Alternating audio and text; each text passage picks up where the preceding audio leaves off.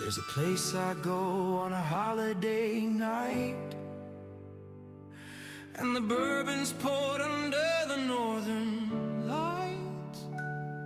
Good company and conversation, final third's my destination. Cigars and bourbon, I think I've died and gone to heaven. Good friends and company, well, this is where I wanna be. Thank you all for tuning in to the Final Third podcast. Let me introduce you to Scotty D. You just don't know how much I drink. Willie B. Our ascot, cocky Wolverine. Mikey B. Our favorite production machine. 90. Knowledge of cars and machines. I'm Fleek. The wizard of slot machines and the pretentious tobacconist. Robbie B. And lest we forget, God bless us, everyone.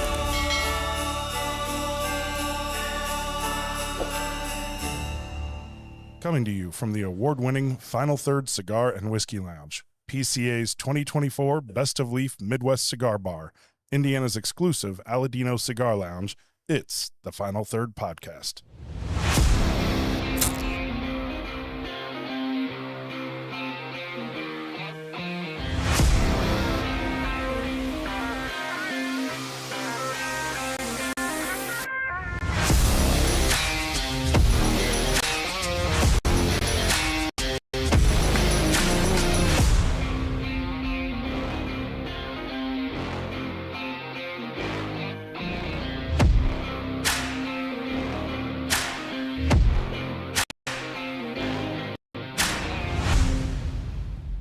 Welcome back to the third podcast. I'm Mike. I'm Heine. I'm Alan. I'm Will. And I'm Scott. And today, it's a great day. It's a glorious day. Merry Christmas to everybody. Merry We're coming Christmas. into the holiday season, finally culminating, and we are looking at a year in review at this point. Yeah. So it might be 1 week early, but you know what? We're ready. Yeah.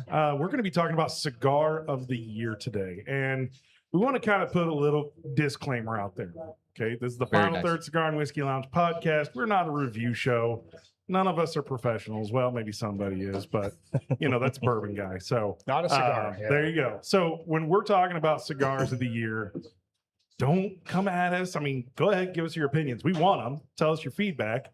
But this is going to be each of us kind of picking what we saw as cigars that we loved individually, right? We didn't even do this as a group. It's not like a vote.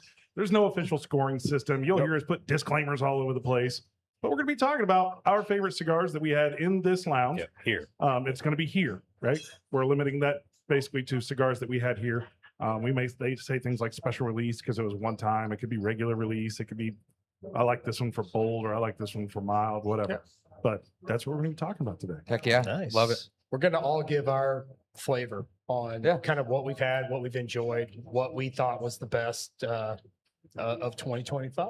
Yeah. And we do want to call out one quick show note. You'll see Rob is not here. He is under the weather. So Rob, we're thinking of you. Get well soon, buddy. We do have Rob's cigar notes. So we will be talking about that a little bit and what he picked as cigar of the year. We're also going to be joined by a couple guests later today. Yeah, we've got Austin Mabry with the Bourbon Collective out of Columbus, Ohio, a Club Marzipan member, Shout a out. friend of mine, and Nick Osterhout. I think I'm saying his last name correct. He'll probably correct me on the podcast. But cool thing with Nick, we curated a package of cigars from Final Third, our favorites from this year, and we sent them to Nick so we can kind of get his take on what we gave him and what he liked, what he didn't like, and kind of go. Look forward to hearing from him. Yeah, See it'd be what he interesting to see what he thought. Yeah. some feedback from him on it. Yeah. Now, another part that we're doing on the show today is we brought in some bourbons that we thought were applicable for the holiday season. right? Kind of Yeah. some Christmas ones, which actually I think Rob had one in the back that we didn't get out here. Doesn't he have that Nochino that we were supposed to have as well? He has a different bottle of Nochino. I don't He's think got he the ended up with Lord. the Whiskey Acres Nochino, but he did have a different Nochino. So Yeah. who knows? We may pull that I one don't out. know. We've got a lot of We'll see. whiskey We here, got a so lot of we'll good kind of stuff. see. But we probably go ahead and start with a pour because then we're going to start with Alan and talking about Yeah. cigar of the year. So, Mike, I know we're going to start with the new riff. We're and going to this is start with something the you brought in. So tell us New about it Riff while we start Winter pouring. Whiskey. So Here, I got it. I now. don't remember the proof. Snag that bottle. What's the proof on this one, Will? I believe it's around 100. So this was a special This release. is New Riff Winter Whiskey, Kentucky Straight Bourbon Whiskey with malted oat chocolate malt, and it is coming in at 100 proof. 100 proof. There we go. So So this there is we the go. one that was, I believe they release this annually. This is a 2023 batch, I believe. Chocolate malt is subjective. Obviously, it leads you to believe that there's chocolate notes in it. It's not quite as heavy as like the chocolate malted rye from Woodford. It's not quite as heavy, but it does have a little bit of lingering chocolate at the end.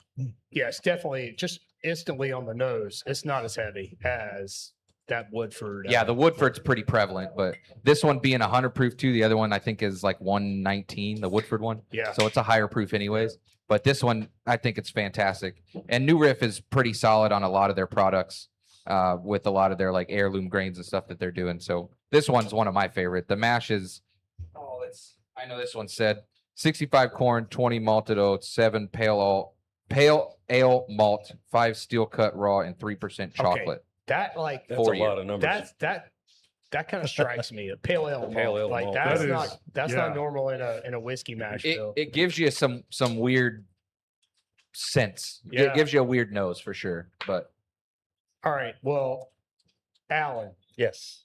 the world's waiting.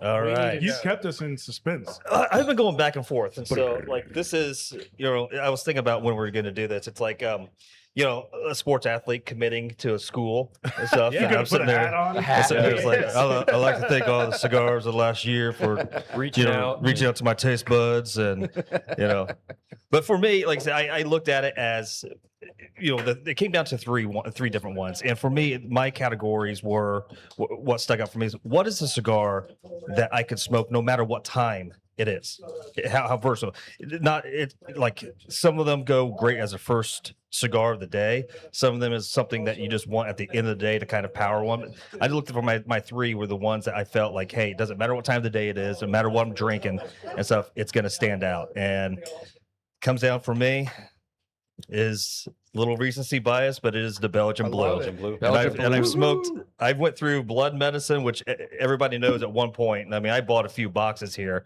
and Yeah. stuff. And this came along and it just overtook it. And for me, like I said, it's very complex. It starts off, kind of there's a little bit of a sweetness to it, like a chocolate note to it. And then it transitions into what I think it's like a buttery, earthy, like I'm eating like a really good mushrooms with butter, like a steak, like a steakhouse. there you go. And stuff. Great notes, man. yeah. Love mushrooms. And then, like I said, I still think it gets a little peppery at the end, very slightly, but it's not overpowering. And so I think for the complexity and I can smoke it with anything I'm drinking and stuff. That's why for me it's my cigar of the year. That's great. Excellent it. choice. So would All you right. say Blood Medicine's number 2 for you? Blood Medicine is number 2, and it was close. Like I said, I have smoked. I smoked a Blood Medicine and a Belgian Blue last night on my patio to decide, and it came down to it's like Belgian Blue stuck out to me. Yeah, that's great, man. Awesome. Good call. All right. So the Love it. Belgian Blue. So I am committing for the next year to Belgian Blue. Now we should note the Belgian Blue It's is out of stock. limited release now out of stock, so you cannot get it at the Final Third Cigar and Whiskey Lounge. There might be some coming in. I think Yeah. I heard that there might be a restock. I mean, after the funny first of the story was, is like I said, there was a couple of people that were new to the lounge, and I was in there the other day, and one guy picked it up, and I said, "Oh my gosh, it's a great cigar." So him and his guys, each got a Belgian Blue. They end up buying 3 boxes. year. So At he's the the end of reason the for his own demise. So Way they to own go. demise. Yeah, they end up buying the Congratulations. rest. Yeah, All right. So the All right. Belgian Blue Cigar of the Year for Alan. I love it. Very cool. Will, I think we're on you. All right. So I'm going to push you guys along because I want to smoke. Yeah, I'm like, let's I'm go. waiting. I know. So, for me, there's 4 cigars that I went back and forth on that should be in this running for me. And I'll be honest, my cigar of the year was not it was probably third on the list up until about 2 weeks ago. And as I went through it more, I just began to appreciate the craftsmanship of this cigar, the complexity of this cigar, and it's a throwback for me of a time where I wasn't even around. And it checks every box for me. It's something I can smoke anytime and be happy with. And like you said, Alan, it's got to be something that's not a one-off where it's got to be something you go to every time. And for me, my cigar of the year is the Aladino 85th anniversary. And this thing grew on me and grew on me to the point where like I couldn't, it's too good not to crown it for me. And I'll tell you, Warhead 11 Espinosa, phenomenal cigar. And that was my number one in my head for quite a while. But as I smoke more Warhead 11s and I smoke this, I got to give the edge to this just because of the complexity. And Warhead 11 is a great cigar, and that's definitely my number 2. My number 3 is going to be Blood Medicine. That Blood Medicine release, the transitions in it, wonderful medium smoke. And then 4th for me would be the 2025 Chef Special. Great cigar, but just there's a couple of things that the others do that I just think it kind of falls a little flat on for me. But I'm really happy to say that this is my cigar of the year, and I would recommend the cigar to any one of my friends as any time of the year, any time of the day cigar. That was my number 3. That finished number 3. So it came down to. Yeah, it's a great cigar. Yeah, Aladino. That is a great cigar. And I can't wait to light it. I know. I was gonna say that. Scott's like, hurry So hurry up. The great thing is I can make mine pretty short. Yeah. I am also picking the 85th Oh, anniversary. 2 for 2. Look, what Julio did here, and maybe there's some bias because of the story. We watched the documentary. We know what this is supposed to represent. This is a Cuban cigar that is not from Cuba. That's what it is. If you want to smoke a Cuban cigar today and you want to be assured of the highest level of quality, craftsmanship, smokability, It's not bypass all the Cuban. Honestly, Yeah. bypassing. About 1 in 3, you're getting plugged. You're getting all kinds of issues, right? Sorry, communism doesn't work. It's going to give you a low quality product, and they've been going downhill for a long time. You look at what Julio's done with this 85th anniversary, and it's the culmination of his life's work. And I think it deserves the highest praise. It's absolutely cigar of the year for me. I did pick the Chef Special as number 2. But I do want to throw out an honorable mention to a cigar that was an extremely limited release, and that was the Warhead Independence Day, which smoked fine during Independence Day. But I've smoked a couple since like in the last month, and they have better. they got way They better. got Like night and day better. like enough that I actually considered it. Like I smoked it again and thought, man, is this not take it? But at the end of the day, this 85th anniversary, if you smoke 1 or 2 cigars a year, you can smoke this. Yep. If you smoke 4 cigars a day, you can smoke this. It's true. It does not matter. It's got all the best points of a cigar. It's got the complexity. It'll boost up a little bit in strength towards the end. It's got things that you would not expect out of a cigar. The lemon peel notes that come out in the first third are shocking.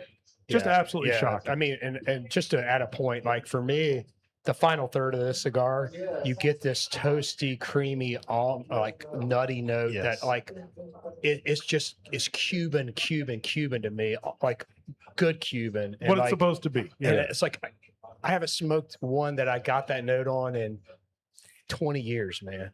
Yeah. Like, for real. Like Yeah. At one point, I would have said your cigar of the year would have been the Street Taco. I know. I know. Because It was a every time I great came in release. here, That's what he had. you had one in Yeah. your hand. It was a great release. I loved it. It's a fantastic smoke. I just think at the end of the day, it just got beat out by others. Yeah. I would still highly recommend it. You know, I'm looking forward to hopefully next year their release of that and smoking it. I'm sure it's going to be great again. But man, the 85th anniversary just does it for me. Boy, this sucks. Light to it. Last. I'll try to go quick. So this was tough for me all year. Again, obviously the Belgian Blue was fantastic. This year's Chef Special was great. I'm a huge Espinosa fan, so Warhead 11 was right up there with Chef Special for me. I would say probably number 2 would be Chef Special, 3 Warhead 11, and then I'm gonna pick the Aladino Gorbusto Corojo as mine for this Yeah. year. Ah.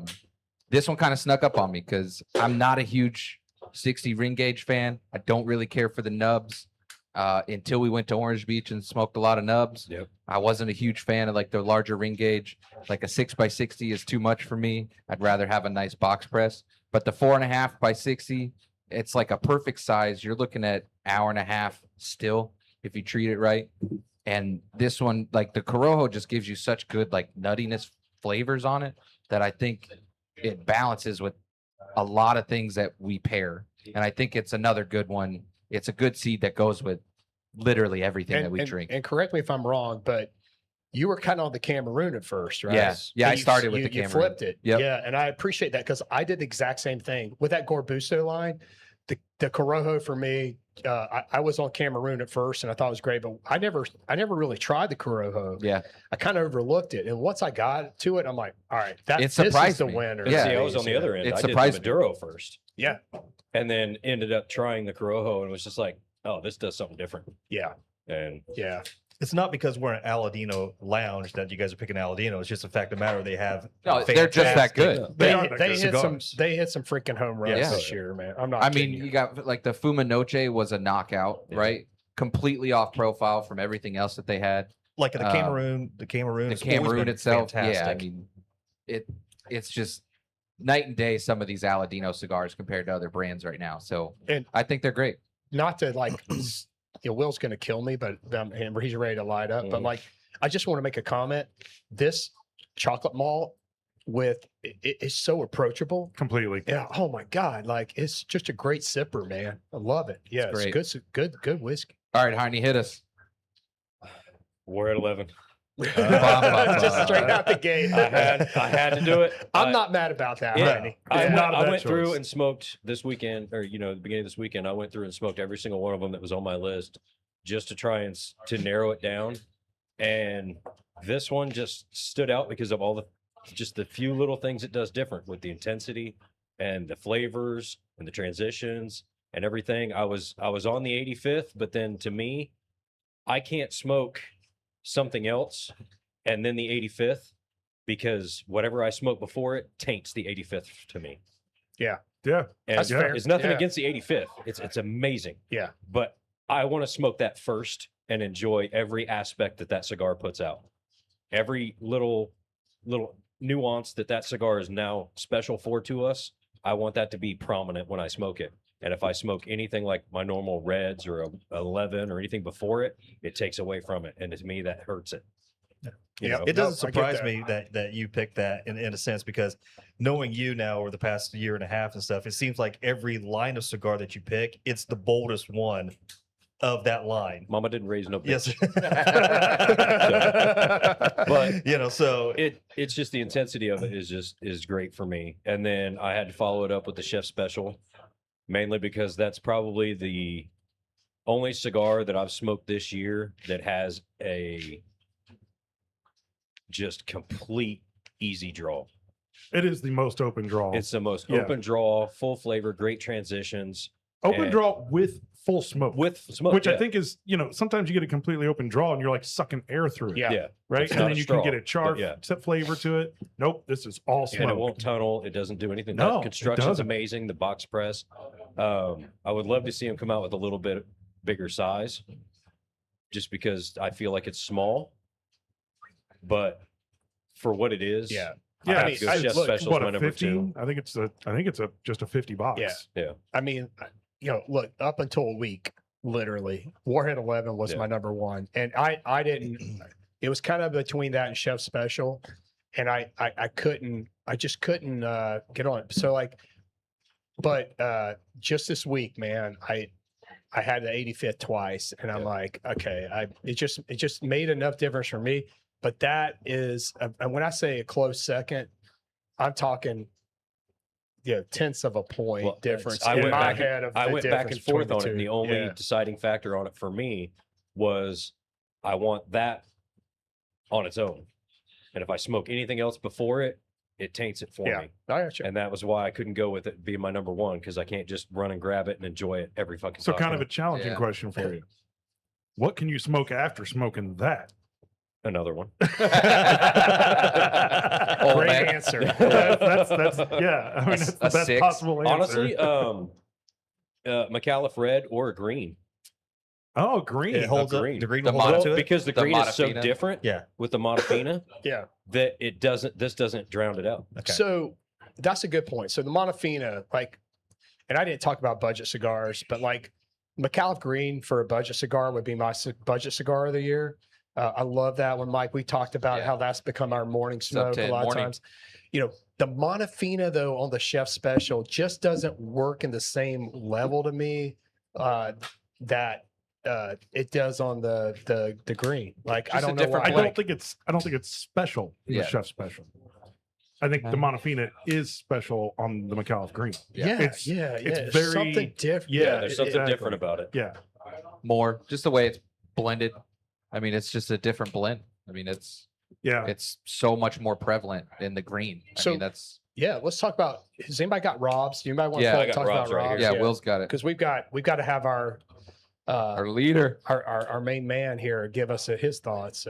So he says, overall cigar of the year for me would be the Warhead 11 for its boldness, complexity, construction, draw, and for taking an already great blend and kicking it up a notch with an even bolder Nicaraguan grown broadleaf.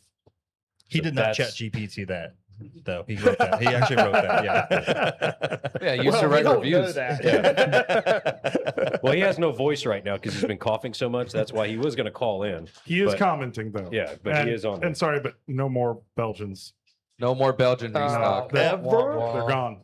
Well, Ever. next better- year's release. You better savor that. You got to wait a year. gosh. You better enjoy that one. Forever. You better be hitting every Ever. single cigar lounge between here and Missouri to I know. see. Like I said, Yeah, I got every an box 8-hour store. trip coming up today. Yeah. So just start we're dialing. gonna have to be on the lookout for Alan. for That's sure, right. Yeah. That's And right. again, on the Warhead 11, like the nub, don't cut it off.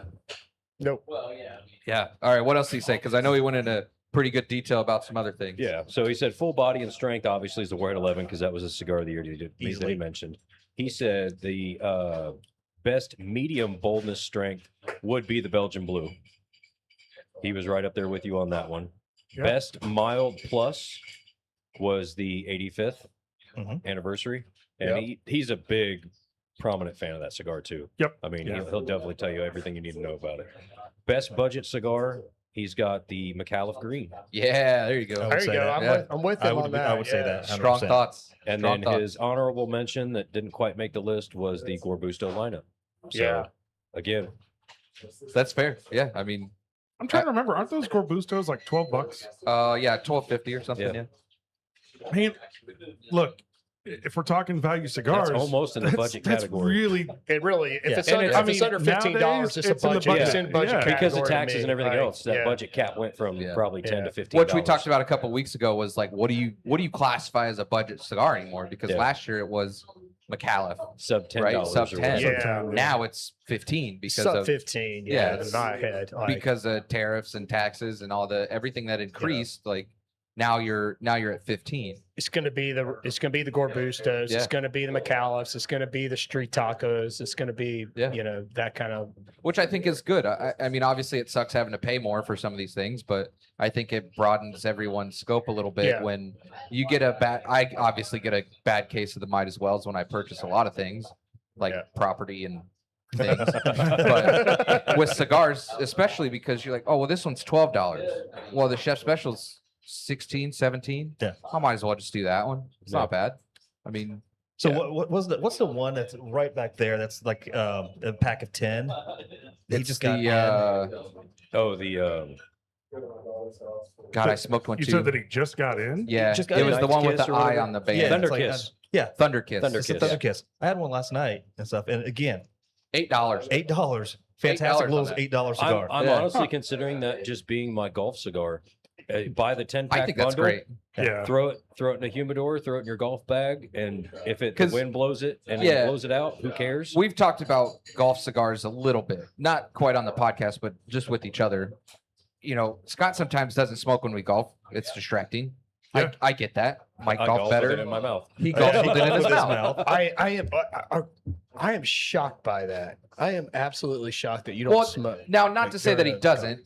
More often than not, he does. I usually smoke 1 per 9. Yeah, but Okay. his better games are when he's Now not think smoking. about it. It's you're 3.5 to 4 hours for a round of 18. So 3 to 4 cigars is entirely possible. But Here.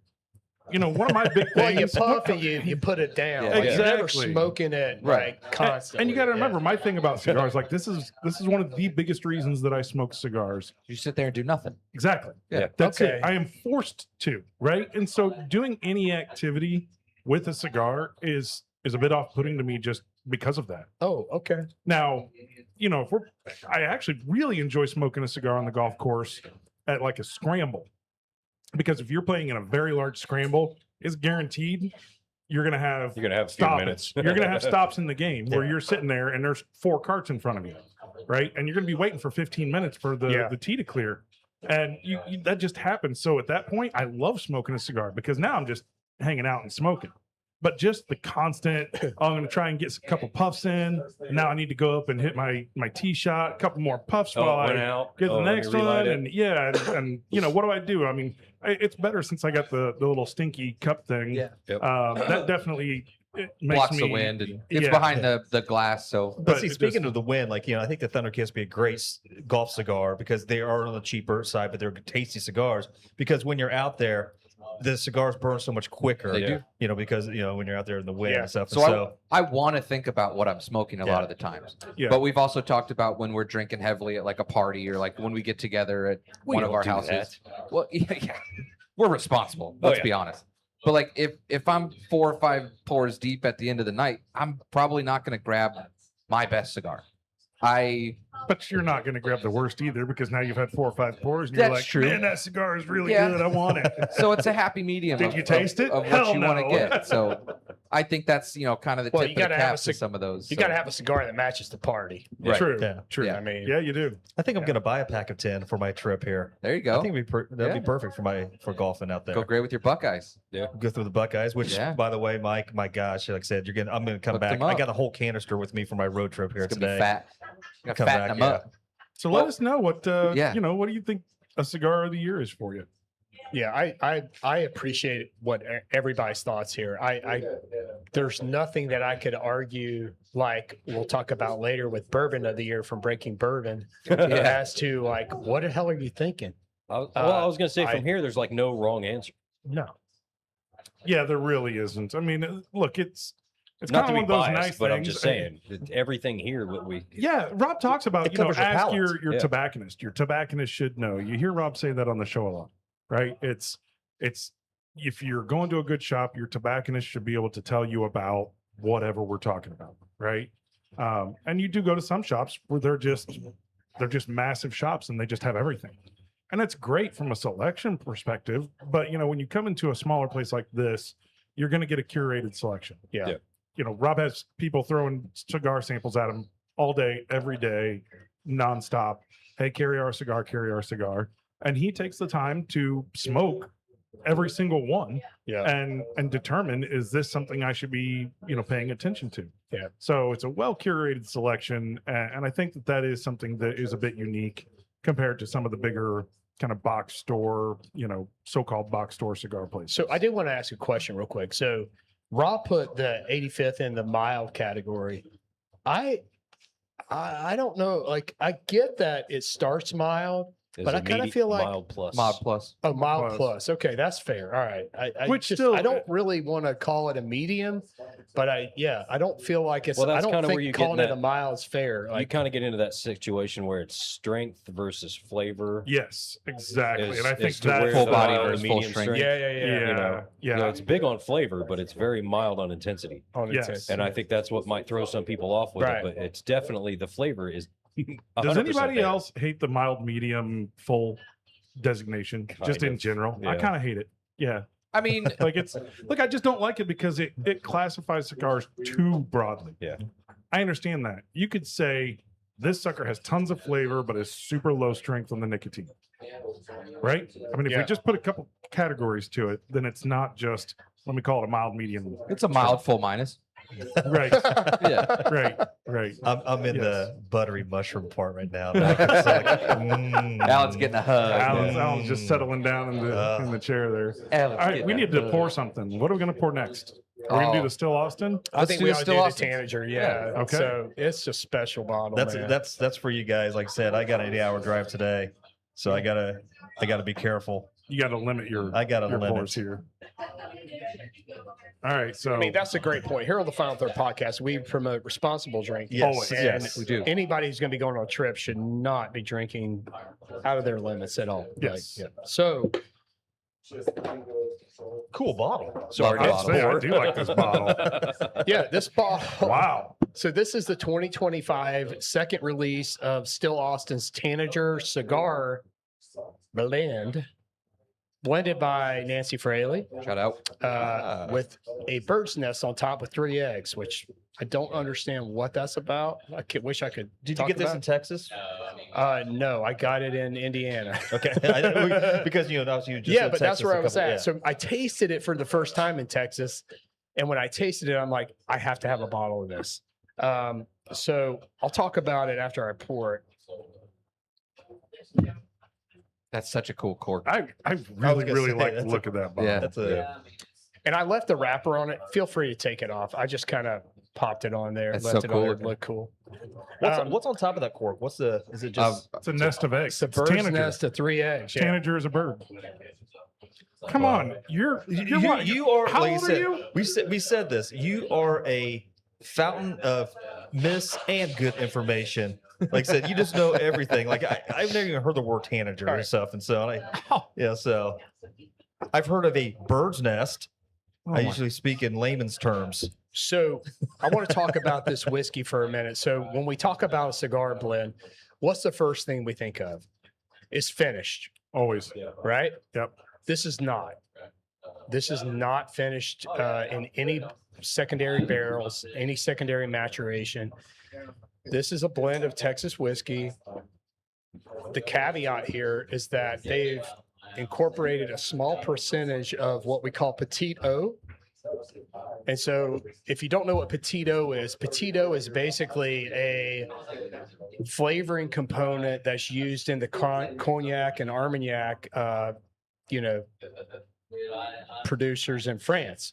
And petite O is basically taking a empty barrel, an X barrel of something, let's just say bourbon, and then you fill it with a whiskey of a certain age and a lot of water, right? So what you're doing is you're putting like, let's say 20 to 30% ABV back into the barrel. And by TTB or cola standards or whatever it is, you can put 2.5% of this in. The caveat is that whatever your age statement is, if you have an age statement on your whiskey, the minimum component of the petito can't be less than that. So if you've got 7-year whiskey, your petito can't be less than 7 year. Oh, okay. Okay. 2.5% max. And the reason you do this is because you bring in with all the water and that lower proof, you're extracting a ton of wood sugars, water soluble wood sugars that you're not going to get. And so this is a French method for making a cigar blend, which is the true French method, which, the French would make cognac and Armagnac cigar blends. And I'm telling you, man, like the oak spice and the extraction of the oak sugars, like to me are phenomenal.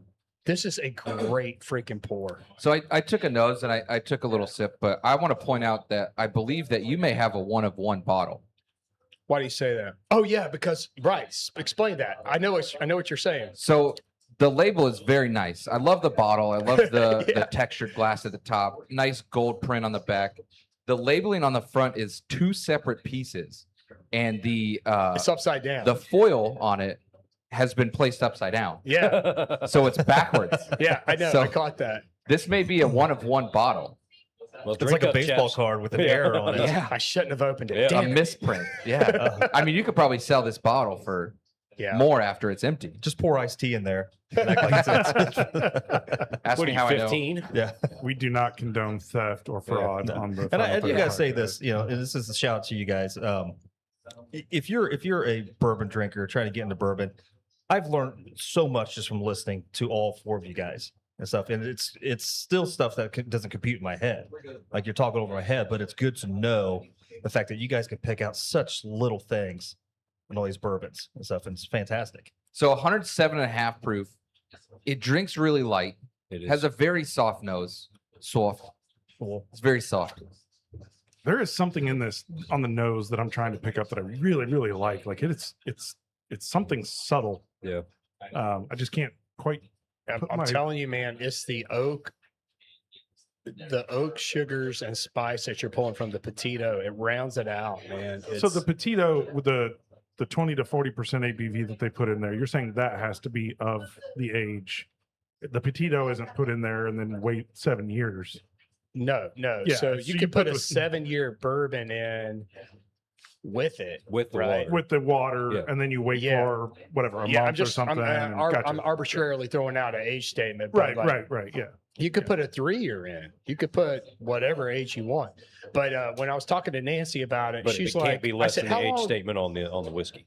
Yes. Right. And I asked Nancy, I said, well, how long do you age a Petito? And she's like, the longer the better.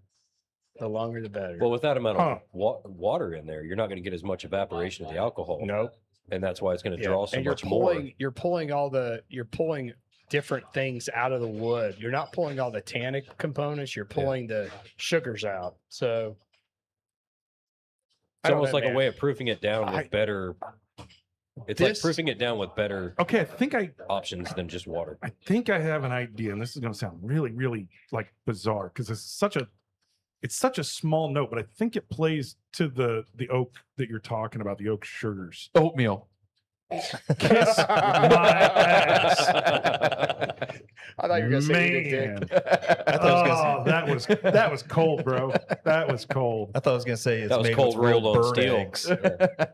Condensed Go ahead. condensed milk. Condensed milk. Condensed milk. It's I think creamy. that's the sweetness creamy and like that. creamy of it. Yeah. Yeah.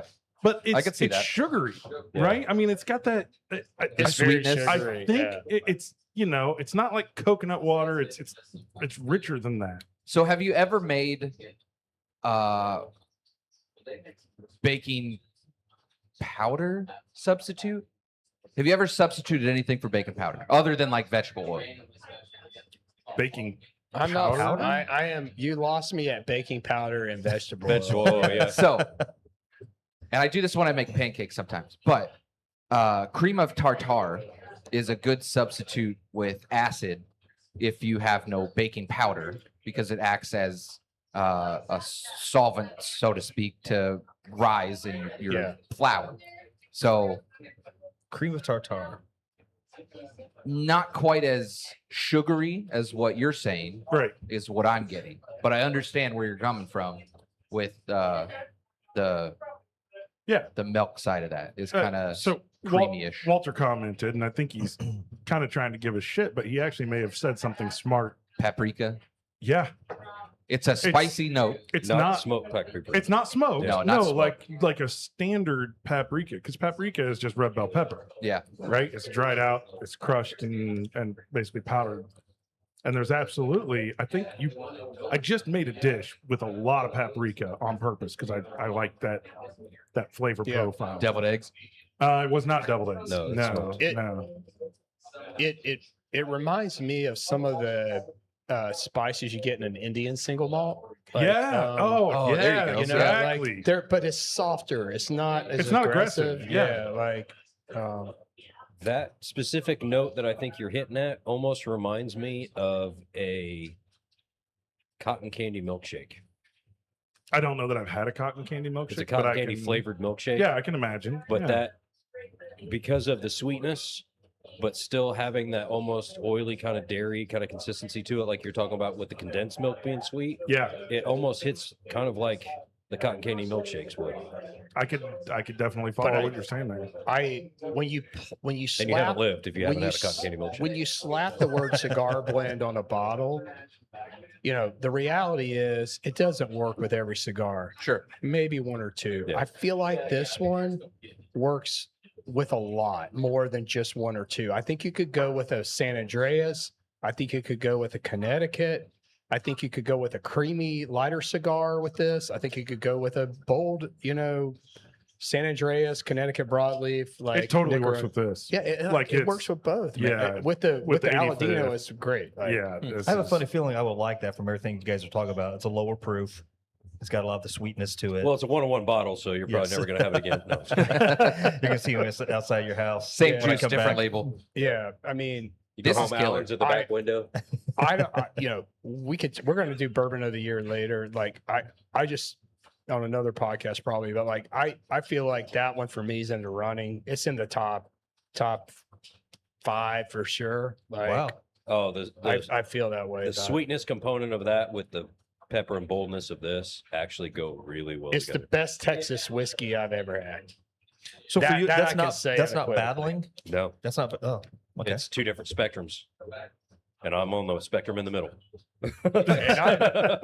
I scrutinize Texas whiskey because it can a lot of times be astringent to me, over oaked. Like that's special, man. But I do That's feel like good. it does have a slightly.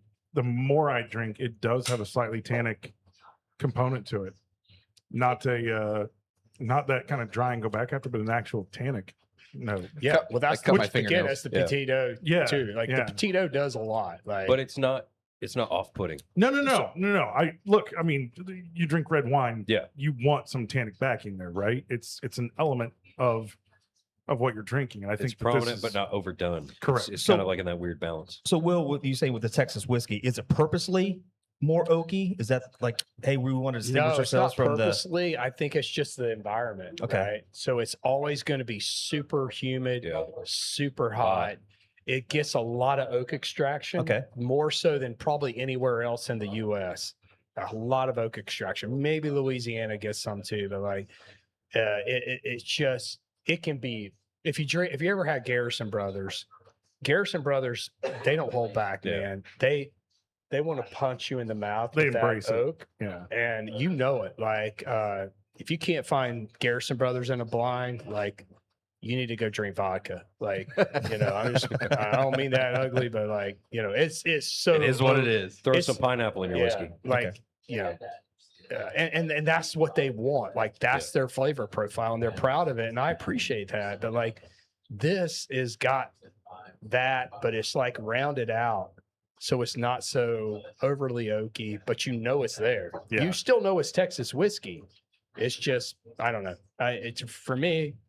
And I'm a Nancy fanboy. Like, look, I'll wave my Nancy flag, but that's phenomenal to me. Is the Love it. oak prominent at the beginning, or does it stay with you kind of at the end? More mid palate and end. Mid-palate, Like, okay. the first part's just, if you get it on the tip of your tongue, it's just sweetness, like, right? Yeah. It's very good. Love this all around. It's All great. right. So I will say we're gonna have Nick and Austin here. I know that you're about ready to hit the road. So Um, yes. So thank you everybody and stuff. Obviously cigar of the year, Seth Belger Before Blue for me. before you step away, we're gonna do one more quick cigar of the year because Cody commented on here. Ah, Yeah, and read Cody- his notes. Cody's giving us like our show notes right now. We're Thanks, gonna Cody. talk about all those things, Cody. We will. All those things that you posted. Stand we're- by. Yeah, just hold Yeah, tight. We will be talk gentle. about them. Wait a minute. But Cody did call out Chef Special as number 1 for him. Shout out. No surprise. Number 2 is Warhead 11. Good The call. 85th was number 3. okay. This is why I wanted to bring this up. Because for number 4, he called out the McAuliffe Purple. I'm not. I respect that. I do. And I Yeah. smoked another one, and it is a great cigar. I smoked it yesterday because I just smoked wanted it to on put it in my accident. round. sometime. It's in there. It's definitely top 10 for me. Like a lot of flavor, rounder than the Montefina. Yeah, I mean, I'm not gonna argue with that. Yeah. I think it's a great cigar. Yeah. Yeah, it's great. It's readily available. It's a regular release. So definitely come in and try it. I think it probably went a little under the radar. It's kind of funny. Last year on bourbon, there was no question about bourbon of the year last year. Everybody picked Russell's Reserve 15. Like It's a lot going it on. was this year. it was automatic. This year there's a lot going on. And I don't feel like there's anything that is crazy standout in the bourbon world. Yeah. I feel like we had 3 to 5 cigars this year that we've called them all out here. Yeah. From a cigar of the year, you could call out any of them. Yeah. And you'd be like, I agree. Well, I mean, You we know, did. Yeah, exactly. I mean, we all, and we I all mean- agreed with each other. I mean, Yeah. it was like, yep, I understand that totally. it's a great year for cigar releases. And I'm looking forward to next year. Hopefully we have as much success next year with cigars as we did this year. Heck yeah. Special ones. 58. Oh yeah, all, Oh, the, yeah. all the special releases, and then the Aladino stuff, the 85th anniversary, you can get at any lounge that carries Aladino. Yeah. They'll have them, and the Gorbusto line is going from being an Aladino lounge exclusive to now being available everywhere. Which is awesome. Check Yeah, that's great. your local cigar shop and see if they can get them. That's going to be awesome. Well, we know Alan's got to hit the road to Missouri, so Thank you guys. Love Merry you all. Merry Christmas. Christmas. Peace out, Rob. bro. safe travels. Safe travels. Leave us on. Get I'll mute better. us here. Yeah. So Find you a Bucky's. Yeah, find a there's no Buc-ee's. Buc-ee's on the way and stuff, but there's plenty of cigar shops Yeah, stuff and plenty of golf. So appreciate you guys. there you go. Thanks, All right, Alan. Alan. Be Be safe good, on the bud. road, brother. Okay. All right, we'll we're take a gonna quick commercial break. here. now we're gonna play some music and then we'll get our 2 guests in here. So stand by. Okay. Cool. Bum, bum, bum, bum, bum. Bum, bum, bum, bum, bum, bum, bum, bum, bum. Bum, bum, bum. Bum, bum, bum, bum, bum, bum. Bum, bum, bum, bum. Bum, bum, bum. Bum, bum.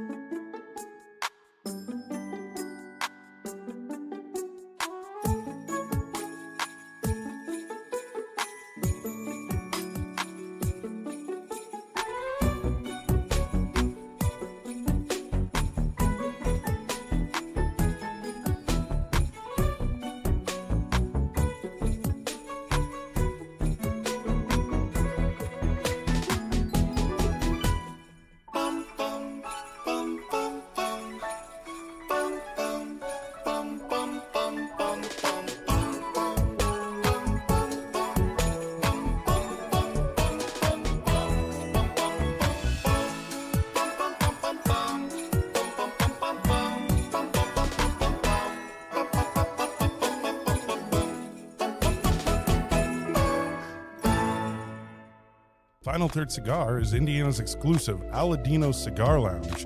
Come to Final Third for a selection of over 20 different Aladino cigars, including the Cameroon, a wonderful cigar with nice light flavors.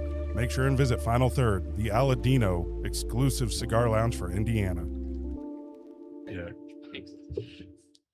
Well, thank you, Aladino, and thank you, Alan. Be safe on your trip to Missouri. He's going there golfing this week. So we are joined by It's a 2 new hard knock guests. life. Yeah, right. For Alan. This is the Ohio connection right Yeah. here. Welcome, boys. Welcome. We Welcome. got Thank you. Yeah, make sure you get your mics in close when you get that bottle poured. Eat it. But we have Austin Mabry and Nick. I'm going to butcher your last name. Osterhout. Osterhout. I got it right. Okay, Nailed that's it. exactly what you said. Perfect. Freaking one time I got Nailed the it. last name right. Yeah. So Rahimzadeh. it's just a little backstory. Yeah, Rahimzadeh. Yeah, right. Yeah, that one will get Shout out to Ari. Ari Smith. Ari Yeah. at when you do? So I've known these guys for a couple years now. Austin and Nick are both Club Marzipan members with me. Both live in the Columbus area, Marysville, actually, I think, right? Marysville, Ohio. Just outside. And they're peas in a pod here with us, cigar smokers, cigar aficionados, bourbon aficionados, executive bourbon stewards. Excited that you guys are here. And Austin, just tell us a little bit. Like Austin has this group called the Bourbon Collective that he kind of started a couple years ago. I mean, tell us a little bit about it, man. All right. So, like a lot of folks, I got into the whiskey thing, the bourbon thing, during the COVID era. Sort of something to do. Just me and some of my buddies getting together online, talking whiskey, sharing where we're finding things. Nick and I, as you mentioned, both Marysville, Ohio boys. I started the Bourbon Collective late 2019. Just a group of guys, like I said, sharing where we're finding things, our preferences, what we like, what we don't like. That's sort of evolved from just a small group of friends, primarily Facebook based, but just a small group of friends getting together and having a pour or two, to a group. I think we're approaching 700 members now. I believe. Barrel picks, outings, traveling, doing trips together, things like that. Just whiskey centric camaraderie, if you will. Yeah, and you also not that you're part of OHLQ, but you collaborate with OHLQ, which is if you don't know, Ohio's a control state. So every whiskey sale goes through the state. It's not run necessarily quite like the 3-tier system here is in Indiana. But you collaborate with OHLQ. Yeah. You guys will do events together, things like that sometimes. We do. I've actually, through my channels, I've gotten fairly familiar with a number of the people at Ohio Liquor. You mentioned it being a control state. I don't know where everybody's from or where our listeners might be, but Ohio's a little bit different from some other places in the sense that when you walk into a liquor store, state agency, everything you see on the shelf is technically property of the state. It's on commission there through the state. So basically mandated or regulated pricing. And they're only allowed to do a certain percentage of markup on that, unlike places where you walk in and, that bottle of Secondary your price. favorite allocated Yeah. bourbon Well, might or be 12 hundreds for of dollars. Yeah. $300. Yeah. Correct, Right, correct. right, So a little bit of a different market for sure. yeah. Well, Liquor Barn's getting that way in Kentucky now. It's not state owned, but with their most recent lottery that they had, I mean, some of their antiques are 189. Some of the Pappies, 23 was up to 789 now or something Yeah. ridiculous. So Yeah, and they're, then they're getting up there. Nick, you gave us the task of putting and curating this group right here, a cigar package for you of some of our favorite cigars that we smoked recently in this year. We sent those to you. We're honestly dying to know, what did you like? What did you not like? Were you happy with it? Were you not? We want to know a lot about it. And tell us a little bit about you, man. Okay. Yeah. Okay. Well, yeah. First off, thank you guys. It was awesome. I mean, I've probably gotten a quarter of the way through it so far. Okay. The McAuliffes, stuff like that, I'm definitely saving. I kind of wanted to wait and maybe do all those back to back to kind of compare them. So you took the least expensive cigar, the most accessible, and said, "I'm going to wait on I'm that." going to hold on up. On that one. He's I'm gonna go he's for like the a good kid on stuff. he's like a kid on Christmas. I'm gonna go with the good boys first. I get that. Oh yeah, I'm going to yeah. open the big box first. Oh, I was definitely happy with it. Actually, last night, Austin's Bourbon Collective group is doing the 12 Days of Christmas. And on that call last night, I was smoking that 601 Warhead, which was awesome. Yeah. I mean, Yeah. it held up. What were we tasting last night? Last night was Four Roses Single Barrel, OBSO, if I'm not mistaken. Yes. And it's Yes. Warhead 11, I take it? Yeah. Yes. Okay. Yeah. Yeah. That'd be the one we had in there. Yeah. Yeah. Yep. That exact one. It held up pretty good, and I finished it off with a pour of high banks. Whiskey War. Yeah. But you can't go wrong there. No. We love the high bank stuff. And Which Austin is an ambassador, by the Oh, way. Yeah. I do some ambassador work for High Bank as well. For those that don't know, Grandview, kind of a suburb of Columbus, local producer there. They've done pretty well for themselves. Yeah. Oh, what are you guys smoking? I've got the Leaf by Oscar, the Connecticut, Okay, little on the lighter side to start things out. Yeah, cool. Yeah. I got the HBC hotcake. Nice. Oh, you went with the Grand Slam right there. I like that. Yeah, that's a good one. that's a good cigar. Yeah. Yeah. Yeah. Now I would suggest if you were going to go after the HVC, then the Black Friday would have been a great cigar to have before that one. I would not necessarily recommend it after. It's a great solid medium. But I love smoking that Black Friday and then the hot cake. Yeah, it's just they got, because same manufacturer, they got a lot of kind of similarities between them, and it's almost like it's almost like smoking one really, really long cigar, right? Because you get these flavor changes that happen, all these transitions. But yeah, great choice there. Yeah, cool. So what do you guys got going on right now? Anything coming up for you guys? Obviously you did 12 days of Christmas. You're going through your advent calendar. You Yep. do an advent calendar every year. Every year, this is the 5th year running. We've done a holidays advent calendar. Essentially, what we do is put together a 12 spot sampling kit. I'm up to doing 24 of them every year, so I keep it somewhat limited. 24 is a comfortable number. Get everybody together on Zoom, sort of harkening back to the COVID Days of era when COVID, folks, Yeah. folks couldn't gather in person. It's just an easy, safe way for everybody to get together. I mean, Tim Harper, Tim, Yeah. down in Florida, he's taking part in that with us. So we got folks from Orlando, Florida. We had guys from Washington. It's just a cool way to get everybody together, and they're all single barrels. So Yeah. all 12 samples, single barrels, and we just sort of enjoy them together and give our opinions. And if I'm, correct me if I'm wrong, but if you're here in Indiana and you want to jump in on that next year, I can certainly find a way to get you one. yeah, if it doesn't get too crazy, right? Yeah, sure. I was gonna say 24 and doing all that, splitting all those up, and because I'm assuming you're getting the bottle and you're pouring in samples. So the way I do it, you get 12 samples, 12 different products. It's sort of basically you can get 13 or so 2-ounce pours out of a bottle of liquor, $7.50. So get a pair of them. I do 12 pairs, so 24 bottles, and that sort of sets us up for the kits I put together, and then those go out as determined by whoever's interested. So that's a really, really cool idea. A good idea I'm sure we've got lots of folks that are in their various bourbon clubs all around the country. And I've heard of people doing kind of a 12 days thing where they get together and, share bottles or whatever, but I really like this curated idea.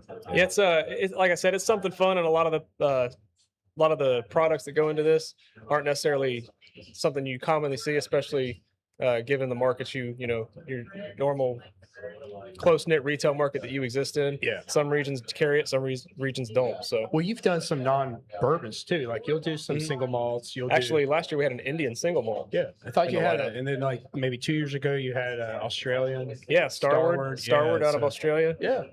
A group out of Florida actually did that pick, and I was able to grab a few of those. Yeah. And include that. Yeah, So I like that you're like making it a little more whiskey centric and not just the same good old bourbons boys. that we try all the time. Yeah, Yeah, right. That's yeah. cool. Yeah, It's been a while since we did one. Maybe we need to do one next year.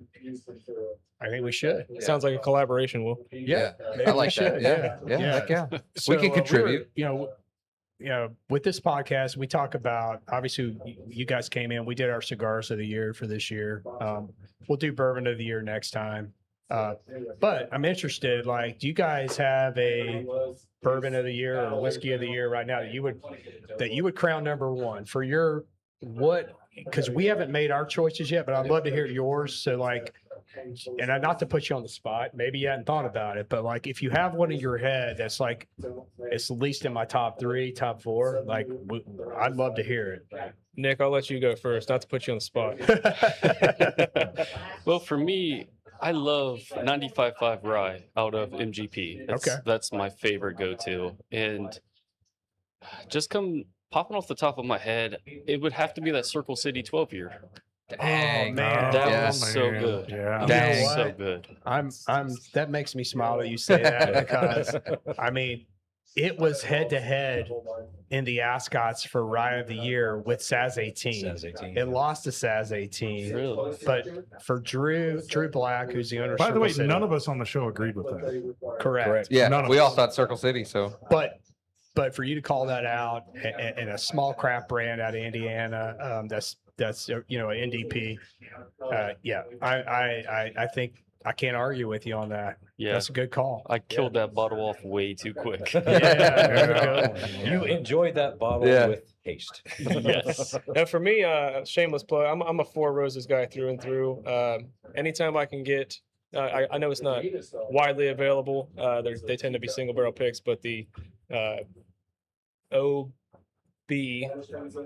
OBSQ recipe under Four Roses single barrel program. That tends to be my favorite pick there. If I had to pick another, I actually, have you guys ever had any? I think it's called Bell of Bedford, out of Pennsylvania. I haven't heard that one. No, yeah. It's Is it a the rye? Hughes Brother Distillery. It's a rye. It's actually a 12-year 95.5. When you get 95.5 at that age statement, it just does something way different. It gets very grassy, spicy. It's a standout for 2025 for me for sure. Is this an MGP 95.5 or their own? It's sourced, yeah. Okay, MGP 95.5. Yep. yeah. I mean, we're a little familiar with the Pennsylvania rye. I was gonna say, is it weird to get a sourced Pennsylvania rye, or sourced to Pennsylvania? That but is a be little different, right? Like Yeah. it's Pennsylvania rye for a reason, but then you have a Pennsylvania distillery that's sourcing rye from MGP. Right. Like, all right, It's I being- appreciate it. Yeah. Maybe that's the age statement thing. Though, Yeah. right? Maybe they don't have 12-year. That's you know? true. Yeah, Yeah, that's it fair. could be. Yeah. Yeah. I like 95.5 too. I mean, So I know you I like guys all rye. are drinking the Tanager, and we'll take your thoughts on that. In the meantime, my glass is empty. Oh yeah. Wanna go to that bar So, down? so we'll do another sourced, somewhat sourced now. Let's do the midwinters. All right. Midwinter, let's do it. yeah. Yeah. Sure. So for those that are not familiar, Midwinter Nights Dram from High West. This has been their special annual release for a very long time. They have been a sourcing from MGP for a couple decades. Eons. Yeah, and they have made the switch now, where I believe last year's was the first year Midwinter Dram that had some of their own in it. Okay. And this is a port finish, but they are still, from what I understand, they are still blending this. So it is some of their own and some from MGP. And if anybody knows better than me on that, go ahead and correct me. That's fine. But that was what I was led to believe. And I think it's a white port finish. Am I right on that? That I'm not sure of. Yeah, I am think not they sure. do a lot of white port, which you don't see a ton of white port finishes. They're more, what we think about port finishes, you're thinking about ruby port, tawny port, barrels. But I like the white port because it kind of brings these brighter notes that aren't so aggressive. Kind of let the rye shine a little bit. And I will say High West is in that kind of weird period right now where they started with some of their other products, switching them over to their distillate or doing blends and then eventually switching them over. Yeah. Rendezvous, as an example, used to be one of my absolute favorites. I don't think it's up to where it was when it was sourced. Hopefully we'll get there because I love Rendezvous rye from them. But yeah, what were you going to say there, Will? Well, I was gonna say we commented about the Still Austin's bottle and how cool it was. Anybody ever notice that on the midwinters they almost leave, I don't It's know on if it's air purpose. bubbles or if it's flake in the glass Yeah. to make it look like snow. Yeah. It's air bubbles when Yeah. they're blown glass. So Now we're doing the Christmas pours today, right? Kind of what are considered Christmas pours or what we consider Christmas pours. Anybody that I talk to, this does seem to be the kind of, It's kind of a staple. it is the staple Yeah. Christmas pour. I don't Yeah. know of any others that really are automatically like, that's it. That's the pour for Christmas if you're going to have it. But this has kind of been that one. It's definitely marketed that way for sure. Yeah. It is. Yeah. It is definitely. And the flavor profile, right? All the spices, the baking spices that are there, all that kind of nutmeg and clove and cinnamon and just allspice. All those elements are all kind of in this whiskey. I mean, you can like on the nose, like you can tell they've gotten younger. Yeah. Like, Yeah. There's definitely more of a grain note on them. But like not in a bad way. Like it's Yeah, and last year's was I think there was kind of a general, I don't want to say disappointment, but just an understanding that last year's did not necessarily live up to the standard kind of Midwinter Nights dram. I thought this year compared to last year was a significant Yeah, they improvement. did do something definitely different this year. Yeah. Was Yeah. it, were you saying, was it this year or last year that they started doing? I think it was last year. Last Okay. year was their Yeah, I think first run of last their year was own the first distillate one that they blended did. in. Yeah. That's got to be the difference then. I mean, Which 6 to 7 year rye is their blend with what is it? Rendezvous Yeah. is their Yeah. other Yeah. mix. So Yep. yeah, I mean, there's definitely more fruit components coming in on this. Yeah. under 100 proof too. It's like 98.6 or Yeah, something. always So under I think it just, Yeah. I think it just lacks a little bit of the depth that you get with some of the older rye that they were using previously from MGP. Yeah. You know, and that's okay. This is I think what I it's like is High West is making this change. I mean, yeah, they're one of the it's to be expected because Yeah. they're going to their own distillate to mix that in their blends, which is fantastic. I mean, everyone wants to do that as a distiller, unless your But it's not goal easy. is to be a NDP. I mean, Yeah. Yeah. that's kind of the goal is, you start out selling things that are sourced and then you move into your own distillate. So Yep. When you I'm make that, happy. when you make that transition to your own distillate, it's also very challenging because your customers expect one thing from previous Right. releases, and that one thing might not be what you're putting out of your own stills. yeah. I've seen that before with younger craft distilleries that they're finally to a point where they can include their own distillate, but it's going to change their branding. Yeah. Yep. Yeah, 100%. Yeah. So I like this What one. do you guys think of the tanager over there? I like it. The Yeah. first thing I noticed on the nose was a lot of cherry. I don't know if that came through for you guys. Maybe it's just the cigar smoke in the room this afternoon, but it was very cherry forward for me. Okay. It's got a nice palate too. Without knowing much of the spec on the whiskey, I'm not familiar with this label, but it's sweet. It does have a nice spice element. I don't know what the mash bill makeup is, but for a There's a lot in Texas it. for a Texas whiskey, it's very pleasant. Usually, their Texas whiskeys for me can be aggressive. The aging climate, very barrel forward sometimes. This is not. So, Yeah, it's the exact same agree notes that Will 100% gave with that, you Yeah. right Yeah. before you got here. So yeah, right Yeah, on par. I definitely get the red fruit, right up front, and I love the lingering, just like kind of burn that sticks with your mouth throughout. Yeah. Yeah. Much sweeter. So Yeah, you guys, yeah. you kind of came in on it. I don't know if you heard, but we were talking about, so this is Nancy Fraley's blend Oh, fantastic. with them. And she uses what's called a petito. And a petito is basically taking a lower proof bourbon, an aged bourbon, lower proof, putting it in the barrel. So like, let's say 20 to 30% ABV, right? And then letting it age. And then adding that into the blend as a small component, like maybe at max 2.5%. So you're pulling with that lower proof, you're pulling all these wood soluble sugars out of the barrel. More water. Should mention it's water. They top it off 100% with water, yeah, right? water, So it's a yeah. low volume of alcohol. Water's a high volume of Maybe, water. yeah, maybe the barrel's half fill at most, right? And you let that roll until the blender decides it's ready to add as a component. well, water pulls more from the barrel than alcohol. Yeah. So But it's a cigar blend. If you think about cigar blends, like how many cigar blends do you know that aren't finished? Like that haven't been in an Armagnac or a Cognac or an Amberana or whatever. This has not been in a secondary maturation barrel. Really? That's what I think is, and that's true French technique for a cigar blend in the Cognac Armagnac world. Not to finish it. As she said, she created a monster when she did Joseph Magnus. She finished them. No one was doing that before. Sort So of when she pioneer. started doing that, now every cigar blend is, well, the first thing you think is Armagnac or Amberana, right? Yeah. But this Which is is just true terrible. French I was method. gonna say, I heard you guys are a fan of that. Yeah. Amberana has kind of become the cheat code to cigar blends, right? The original, what was Yeah. it? Yeah, the default code, Oloroso, yeah, the cognac, all of that. I would argue that that's at least for me, like my least favorite thing to smoke with a cigar is anything with an Amberana I knew you finish were a on big it. For fan. me, I think that was a good It idea. wrecks your palate. Like, Yeah. It I just- think it's a great cigar blend for non-cigar smokers.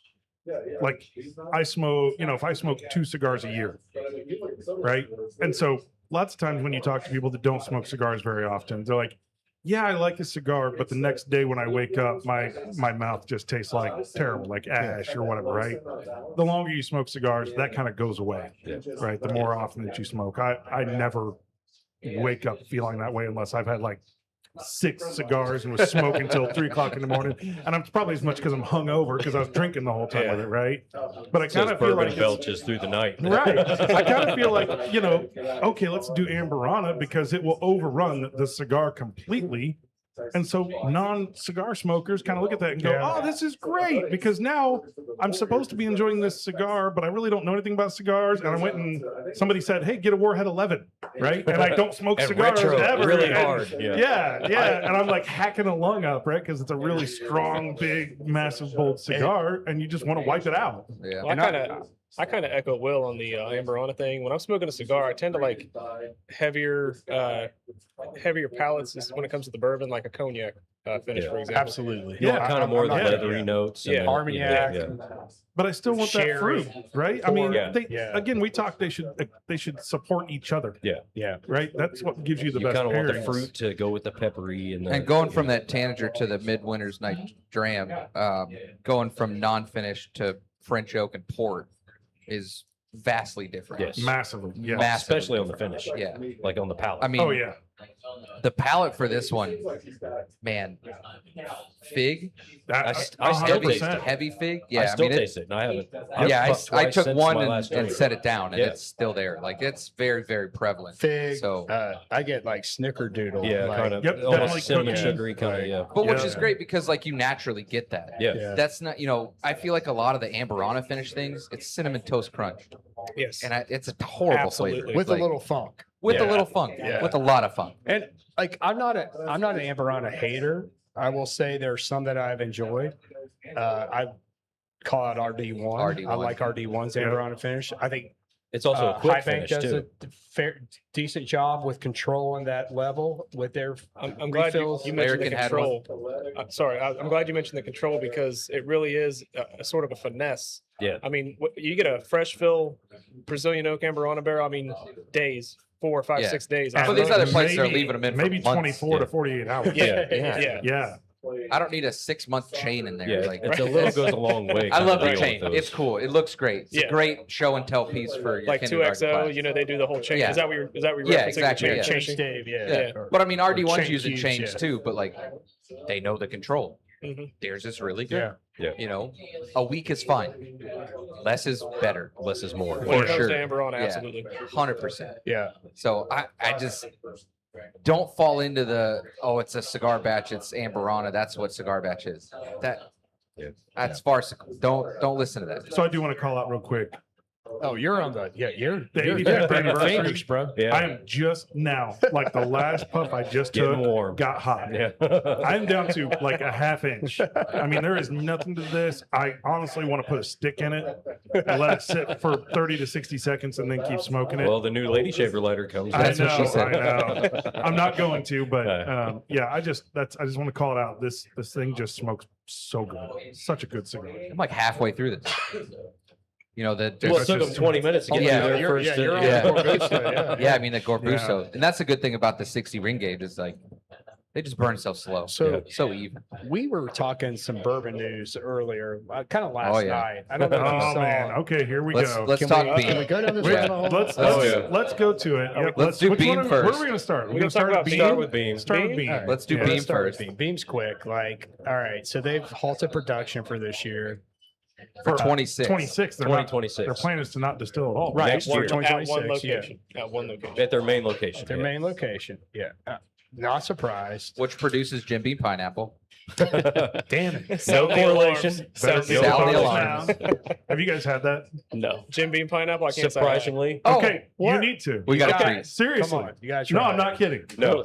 It's it's I tend it's to bizarre. I tend to avoid the syruped whiskeys. No. Same. This one, Totally. this one It's may change surprising. your mind. Okay. It's All right. surprising. Yeah, Not actually, to I sip think on, but put in a cocktail. Yeah, whatever. as a I mixer. think Rob said he was talking to Freddie, right? Yeah. And Yeah. Freddie was like, "We've got a new product coming out, and we are just crazy excited about it." He said And it was the thing he was most excited Excited about that he about. released in 2025. Okay. I mean, And that's think coming about from Freddie No. Yeah. How insane is that? That's For an 80 The Well, guy I who mean, just made Little Book flavor. Infinite too, To which be- is phenomenal. To be fair, that's probably going to be a huge margin product for them. oh, it 100%. absolutely will. Yeah. But I will say, I'm like, man, take this and do like a good heavy dose of soda water, Yeah. and I've got to and add a nice garnish to it, and I've got a great cocktail You here. feel like you're in the Caribbean, but still It's- Kentucky. Exactly, it's beautiful. He It's- started his pitch with, I'm going to buy a new boat after next week. Yeah. So I mean, I think what it reiterates is that we're still in the glut, not out of it yet. Will we be out of it at the end of 26? Maybe. I don't know. Like, But they're upgrading facilities too. So They are. like, Yeah. it's Well, not I like mean, they're just shuttering production. Their because quote it's slow. is we plan to pause distillation at our main James B. Bean campus for 2026 while we take the opportunity to invest in insight enhancements. That was their direct quote. That could mean 9,000 So- different things. That could mean we're getting new trucks. You know, who knows? that's like coach speak. Yeah. They're Yeah. upgrading the janitor's closet. Yeah. I think there is some strategic intent there, but I think it's also heavily influenced by the state of the market right now. Yeah. So Yeah. Well, I mean, we talked too a lot about, you know, the surplus of barrels that have just been sitting around aging.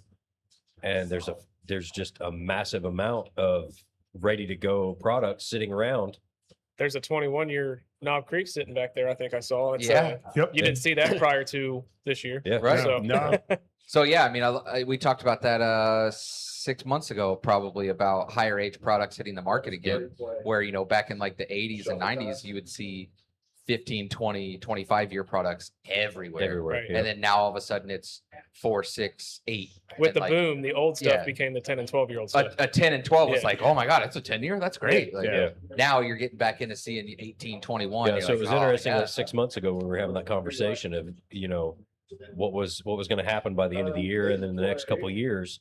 And then, you know, it's almost coming to fruition that the higher age stuff is going to hit the market and be prominent. And all this new age stuff is going to kind of fall to the wayside and wait for it to, you know, mature. Yeah, or, Well, I think yeah. Wild Turkey 8 was probably, in my mind, the biggest example of that. Yeah. Right? I mean, taking a 101 and Right. saying, we're going to put an age statement on it And because we got enough barrels sitting around. it's we're new, gonna it's release it. exciting. People grab onto it. And it's Yeah. great. Well, and it's they- great. We tried it. I mean, it was and it phenomenal. wasn't like they didn't do that before. When the boom was in the boom, they didn't have enough stock to Yeah. like do that, right? Yeah. Like they were having to mix in some 6-year, 4-year with it, Which and dropped leave the it age on age statement of stated. everything. Yeah. And It it's- really seems like it's- they dumped everything that was going to be age stated down to the Russell's Reserve product line. Right. Yeah. Yeah. And, But and it's everything else got branding. left behind. It's Yeah. it's branding when it comes down to it. With all of these, you know, Big Six especially, it comes down to branding. Look at Heaven Hill with their grain to glass. Right. Yeah. They've been using some of these grains forever. Now they just tell you what it is. yeah. So like, yeah. it wasn't really like Well, look, I groundbreaking mean, we that talked they did about that. it a lot with the tour at MGP, Right. And you know the focus that they had. Look, they want to create great whiskey, Yeah. but they have to create whiskey that sells. Right. Otherwise, they're not in business. Yeah. So, absolutely, I think the branding is something that until this year, and honestly, until MGP, I don't think I knew it. Like I knew obviously if they're creating products to sell them, but I just didn't consider like buying Penelope. Because But you remember it's like their stuff, it's Yeah. MGP stuff, 10 and they said that name that's a is good point. what we're buying. 10 to right? 15 years ago, you remember when MGP came around like really heavily. It was it's just MGP. Like, Yeah. I don't need another That bottle. was of the That's MGP. statement. Everybody was like, "Oh, it's MGP." Until about 2 years ago, that was still Yeah. Yeah. Now it's Yeah. like, oh man, that's Yeah. MGP. The sourcing blending side of the market became a lot more prominent and popular. Yeah. Yeah. Well, I mean, think about it. We all look sorry, but as much as we could say when you talk to somebody and they say Blanton's is their favorite thing, and you're like, you're just starting your journey. Yeah. Everybody all- starts somewhere. We all though. started our journeys Yeah. there, right? We all are like, oh man, Blanton's. And it's like, and I'm not knocking Blanton's at all. I'm just saying like the original single barrel, right? It's and a so everybody potato. looks at it and all these single barrels, and now everybody wants to go on single barrel picks, and it's single barrels everywhere. You can go to Kroger and find 10 different single barrels Correct. that are Kroger single barrels. Yeah. It's like I can get a single barrel from anywhere in almost any product line, period. Yeah. So now I think you're seeing this surge of NDPs, especially because there is this glut of bourbon out there that They want to sell it to. they can do it and they can create a brand around it. And then you got somebody like MGP who says, well, we can't take our stuff that we're selling to Penelope and make our own brand and expect to have that. They've already done the brand work. It's our stuff. Let's just pay them for all the marketing work they did. We'll buy your brand. Thank you very much. Yeah. Cody says, thanks for reminding me. I got to pick up my 4th or 5th handle of pineapple. Yeah. They got pretty popular. You're welcome. He called it, what was it? The walk of shame, right? Going to the liquor store and grabbing it, especially, I think he'd go to like Meyer or somewhere. He's not going to go to his normal guy and be like, here's my Jim Beam pineapple. Go to Total Wine. Can I help you, sir? No, I got pineapple. Kind of look down at your shoes and shuffle out your way. I know up what to I'm the here checkout. I just recently became aware of a new flavored product that apparently is gaining some traction. Has anyone tried I don't know if you guys can talk about Canadian whiskey on the Final Third podcast, but Yeah, Of course. the Crown Royal chocolate. I guess that's a new thing. Oh, no. I haven't seen that yet. Apparently it's popular. I've had a lot of people ask me if I've had it, and I've still not tried Well, I mean, it, every so- time they release a flavored line, it gets real popular. The blackberry, the maple, the apple, the everything. All It the goes peach. buck wild there right off the Dude, bat. the apple was allocated for a while. Yeah, Like, what that's is that? probably the Oh, the blackberry was definitely out. It was Exactly. super allocated. That's probably the best marketed flavored whiskey I'm aware of. I had so many people at work be like, "Oh, I picked up a blackberry. They had one in stock," and I'm like, Get some lemonade. Yeah, man. I was like, "Oh, I just picked up a Total Wine pick that was 139 proof. Enjoy your blackberry." So I don't know. Do you got you? I'm sure you guys follow Breaking Bourbon. Yeah, I know of them, yeah. So Dun, dun, dun. they came. I'm gonna switch this little segment here. So Breaking Bourbon came out with their whiskey bourbon of the year. Do you guys know what it is? I am not aware. No. What's their pick? Oh my goodness. So Jack Daniel's Heritage Toasted Barrel, Okay. which is $50 at most at Costco. Yeah, the 50 or majority of the 60. places it's 69 bucks. Yeah. That was their bourbon of the year. Really? And That face and that response yeah, was the exact response that's- all of us had. Yeah. All of us. And most of the internet, apparently. To say it mildly, I'm perplexed. There were so many good bourbons this year. You had Wild Turkey Beacon, you had Little Book 2 Infinite, you had Cathedral from Bardstown Bourbon Company. I mean, if you're This going year's to Camp crown, Nelson from Yeah. yeah, Yeah. I mean, Do they do I- categories or are they just overall? that was their This was overall. and I don't know if Brown Foreman gave all their kids ponies for Christmas. Like, I'm really confused. And I hope that, I love the Bourbon Pursuit podcast and I love Breaking Bourbon's contribution to the Bourbon Roundtable they do. But like, somebody's got to call them out and ask them on there, like, what was their thought process on that? I'm open-minded. I want to hear what their thought process was. They did say something in the review about general availability. General availability, but like, man, like I'm just Maybe that's weighted more than other factors. Maybe But, price I mean, and even availability. Even on became a big part of it. availability, though, I still don't think that one holds up compared to some of the other. it's not Regular it's not a releases. bad whiskey, but it's just not anything special to No. me. Like No, I got it about a week before it showed up on all the shelves. Remember, because I brought it in, yeah, and it was we like had it on the podcast. we had it on We the had it. podcast that weekend, and I think like you guys said, oh yeah, we just saw some things on Facebook. It showed up on the shelf yesterday, and I paid $100 for it at our local liquor store, which is fine because I'm I went to supporting. Costco and got it. I thought you Yeah, were it's gonna- like yeah, Second you thought I weekend. was gonna like go nuts, but I'm okay with it because I mean he pulled it out from underneath the counter and is like, I have this, and I'm like, I haven't even heard of that. Yeah.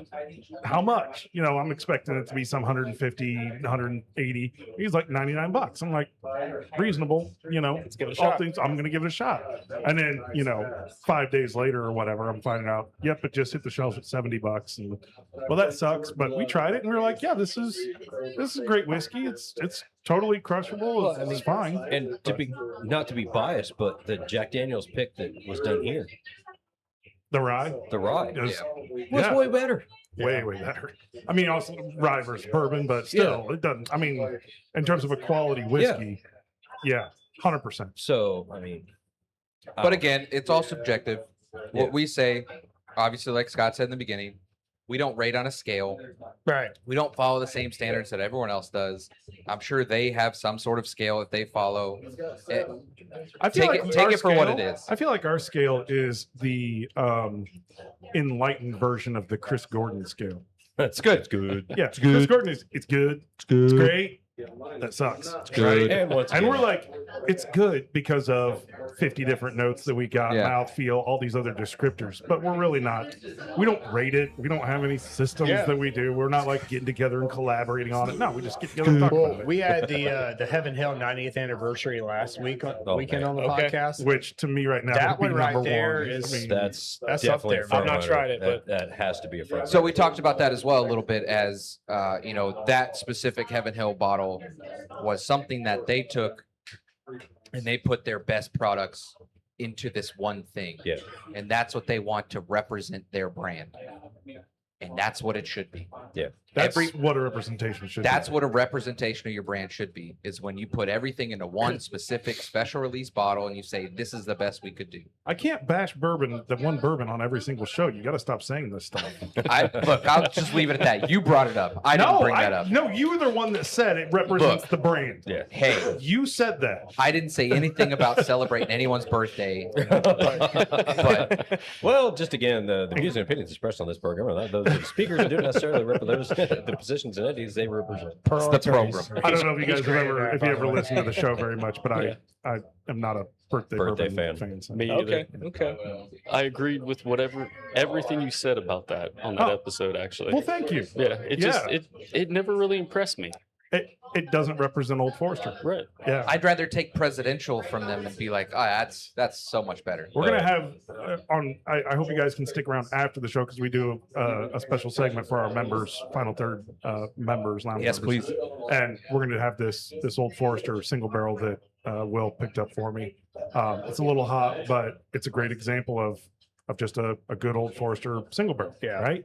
And if you I've got, I don't know, 8, 9 different Old Forester single barrels. I was just thinking, I've got 1, 2, 3, 4. I've got Yeah, quite a bit I mean, too. I've got Take a lot those of shoes off. Yeah, exactly. I've got a lot of bottles of it because I like it very much, and so I loved that Heaven Hill because it represented Yes. everything that is great about Heaven Hill. Showcase your best products. It that's- absolutely did. That's what Speaking you of, need. Yeah, I see empty glasses. yeah. Oh, Yeah, well, I don't have we a need- dump. I I'm need- baby in this one. We need it. We're lacking a dump cup, honestly. I know. Well, sorry about that. I can. It's called the I can mouth. yell to- It's got- Chloe, you got a pour lighter? hey Chloe, Chloe. can we get a dump cup when you get the chance? Thanks. No rush. Please and thank you. I'll use Yeah. my mouth first. Yep. Yeah, so let's. Somebody want to? Well, I don't know. Maybe Heidi, if you can grab that and open it because I've not opened it. So I found this at Market District Thank you, Chloe. over in Carmel. I was there. That's all right. Thanks, Chloe. I was there doing some Christmas grocery shopping yesterday. Love that place. If you haven't been to Market District, it's a grocery store. They do lots of picks. They've always got some good bourbon selection in there. I know you go over there from time to time. I don't know if you guys have heard of this. It's a cognac finished Bardstown Ferrand. That's about all I know about it. I've heard of it. I've never tasted it. I've seen it. I've not tried it. Oh, good. So this will be something new for. It's very rare I'm able to bring something in that everybody hasn't already. Yeah. Somebody hasn't had it. But in light of knowing that we're going to do Christmas pours, I kind of find cognac, brandies. They have some of those kind of holiday-ish notes to them. I'm a big Remy XO fan. Like, I'm not going to pony up for Louis XIII. I've had it before, and I think it's amazing, but it's also What are they running now? $4,500. Yeah, I mean, I think I paid $200 for 1 ounce down in Miami Beach. I remember when I was, I don't know, 22, I walked into a Kroger and I said, "Hey, Louis 13." And she goes, "Well, at that time it was $2,500, something silly." I was like, "Never mind." Yeah. And you're talking like a 86 proof, 93 something. I don't remember exactly what it is, but But you the know, it's just- presentation.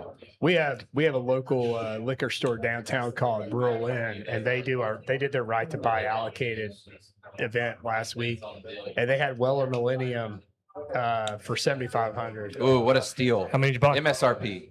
How did you buy? Yeah, 0. And they had an OFC for like 2,500. that Well, I was bought. surprised Market District had Macallan M for $5,000. I was like, man, that's You gotta like scotch. you do. Yeah. You do. I mean, I'm not going to buy it, but I was just like, wow, I can't believe it's even up there. That was So Dave, you want to buy a bottle and let us try it? Thanks, right, Dave. right, yeah. You guys have a budget, right? Yeah. No, For we're a friends. little bit. Yeah. All right, so like instantly on the nose, like yeah, aggressive cognac to me. Totally. Yeah. Oh, Yeah, First thing for me as well. Yeah. Like, So I will say I finally finished my Corojo. We're 90 minutes in, and I mean that's just a perfect smoke. I'm moving on to my second Gorbusto. I'm gonna do the Maduro this time. I went with a V, not a deep V, because the 60 gauge and my SV cutter doesn't really allow for Yeah. a deep V because of the ring gauge. You got to push on But it really hard. I'm gonna try it and see how it goes. I don't usually V cut these because of the size. Usually on a 60, I'll go straight because I feel like on There's this a- one I actually did pretty good. It's but a good cap on it too. well, yeah, and usually the 60 gauge with that cap, this is a double cap. Usually, if you have a single, it'll just rip It'll it right peel off. apart. Yeah. And it sucks to smoke. Like Yeah. Lisa had some guy that I don't even know who it was, but she brought us over this little chunk of a cigar that someone cut off the other day, and it was the size of your thumbnail. Like cut off like an inch and a half. of- Wow. Like cut off the whole cap. I don't even know how you did that. He went like, halfway to the band and It he was- sliced it there. If you had a pipe, you just stick that sucker in Yeah, there. and just light and it. Go. yeah. So I'm smoking my number 2 cigar of the year, which was the Knuckle Sandwich Chef Special. This pairing is so good. Well, Like, you all took with so the long bar sound? talking about yours. I'm still in the final third of mine. right, right. Yeah. Well, the 11 smokes It's- slow, and it that's a does big smoke stick. very So This is I love this. It's- This is up my alley. It's Like, this holding up is, to the 11. Yeah, this is definitely. Surprisingly. I love cognac finishes. I like drinking cognac. I don't drink a ton of cognac because I don't know. It's really expensive. No matter what you get, if you're going to get above VSOP, a VSR, VSOP, as soon as you go to the XOs, you're well over the $100, pushing the $200 per This is how bottle. you finish up your dinner parties. But this is great Retired because to it's lounge. it's a Tawny perfect. port. This is a perfect marriage to me. Like you Look, get Scott, all these awesome. I don't cognac know. notes. He might make fun of me, but there's quite a few times we go over for dinner, and I want to finish with a tawny. Yeah, There, 20-year tawny after like a steak dinner. which I need to get another bottle. Dude. Fantastic. We Because Mike killed it drank it last all. time. No. Yeah. Oh, well, pretty close, yeah. Yeah, actually. Yeah, because the last we had the last 2 pours last week at 2 a.m. after we watched Carry On, Right. and You it didn't was- watch Die Hard too? Oh, we watched that at my house. Yeah, I was at your house in the garage. we killed a bottle of Stat Junior. That Oh, God, we did. yeah, we did. Yeah. But we poured the last 2 pours of this tawny. I poured Scott's first, and then when I poured it into mine, the char in the bottom of that. Dude, it looked like I just ground up charcoal and put it in the glass. That's what Like, makes it so good. It's though. filtered. it was yeah. so good. Yeah, it was. Really I good. love tawny port. There's a Yeah. bar in Columbus, just outside of Columbus, that's actually sort of specializes in tawny ports. Really. Yeah, Oh, really? private dining club.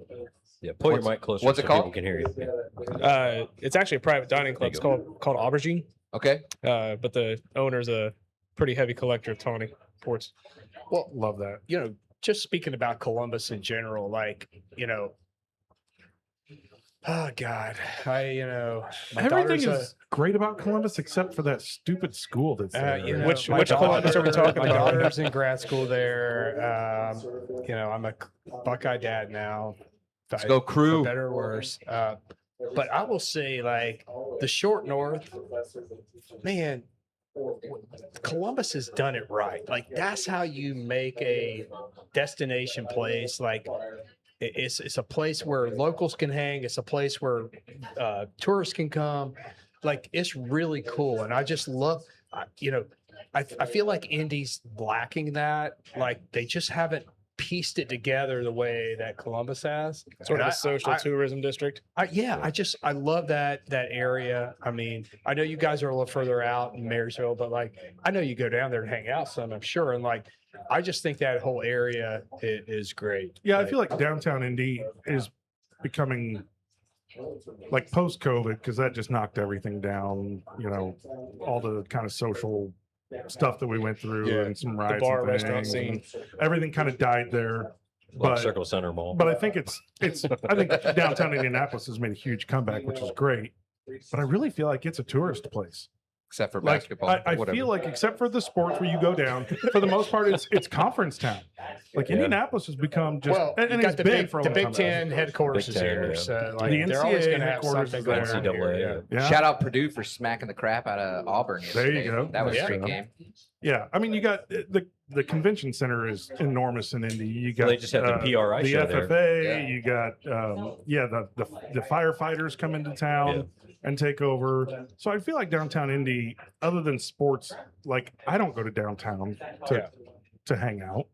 Like it's not a destination for me.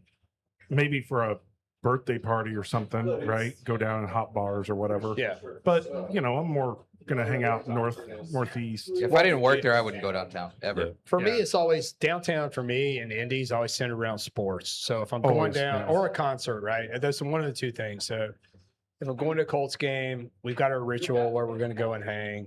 For concert, kind of same thing. But like as far as like routinely going down there, I don't do it as much as I used to when I was younger. Like the cool thing, like I was just bringing up about the short north in Columbus, Ohio, is that I feel like you could live there. It's one of those places you could live there and you could go anywhere you want to without having to drive, without, they've got a plethora of different shops and restaurants and places where you could like just be there and that be your home, like on top of the whole tourist scene. So I don't know. I think it's pretty cool. Sort of a bubble you can exist in, and just Yeah. all your needs are met in a way. yeah. So Austin, yeah. do you guys know where Delaware is? Yeah, absolutely. Alum Creek State Park. Yeah. It's in Delaware, Ohio, not Delaware, the state. We go there every year for a camp out. Yep. With cattle dog camp out. We go every June. So I think it's like 2 hours from Marysville, maybe We're like 40 minutes. 40. Yeah, we're pretty close. That's Yeah. closer. Oh Yeah. yeah. From me, I mean, from Marysville, you're probably 25.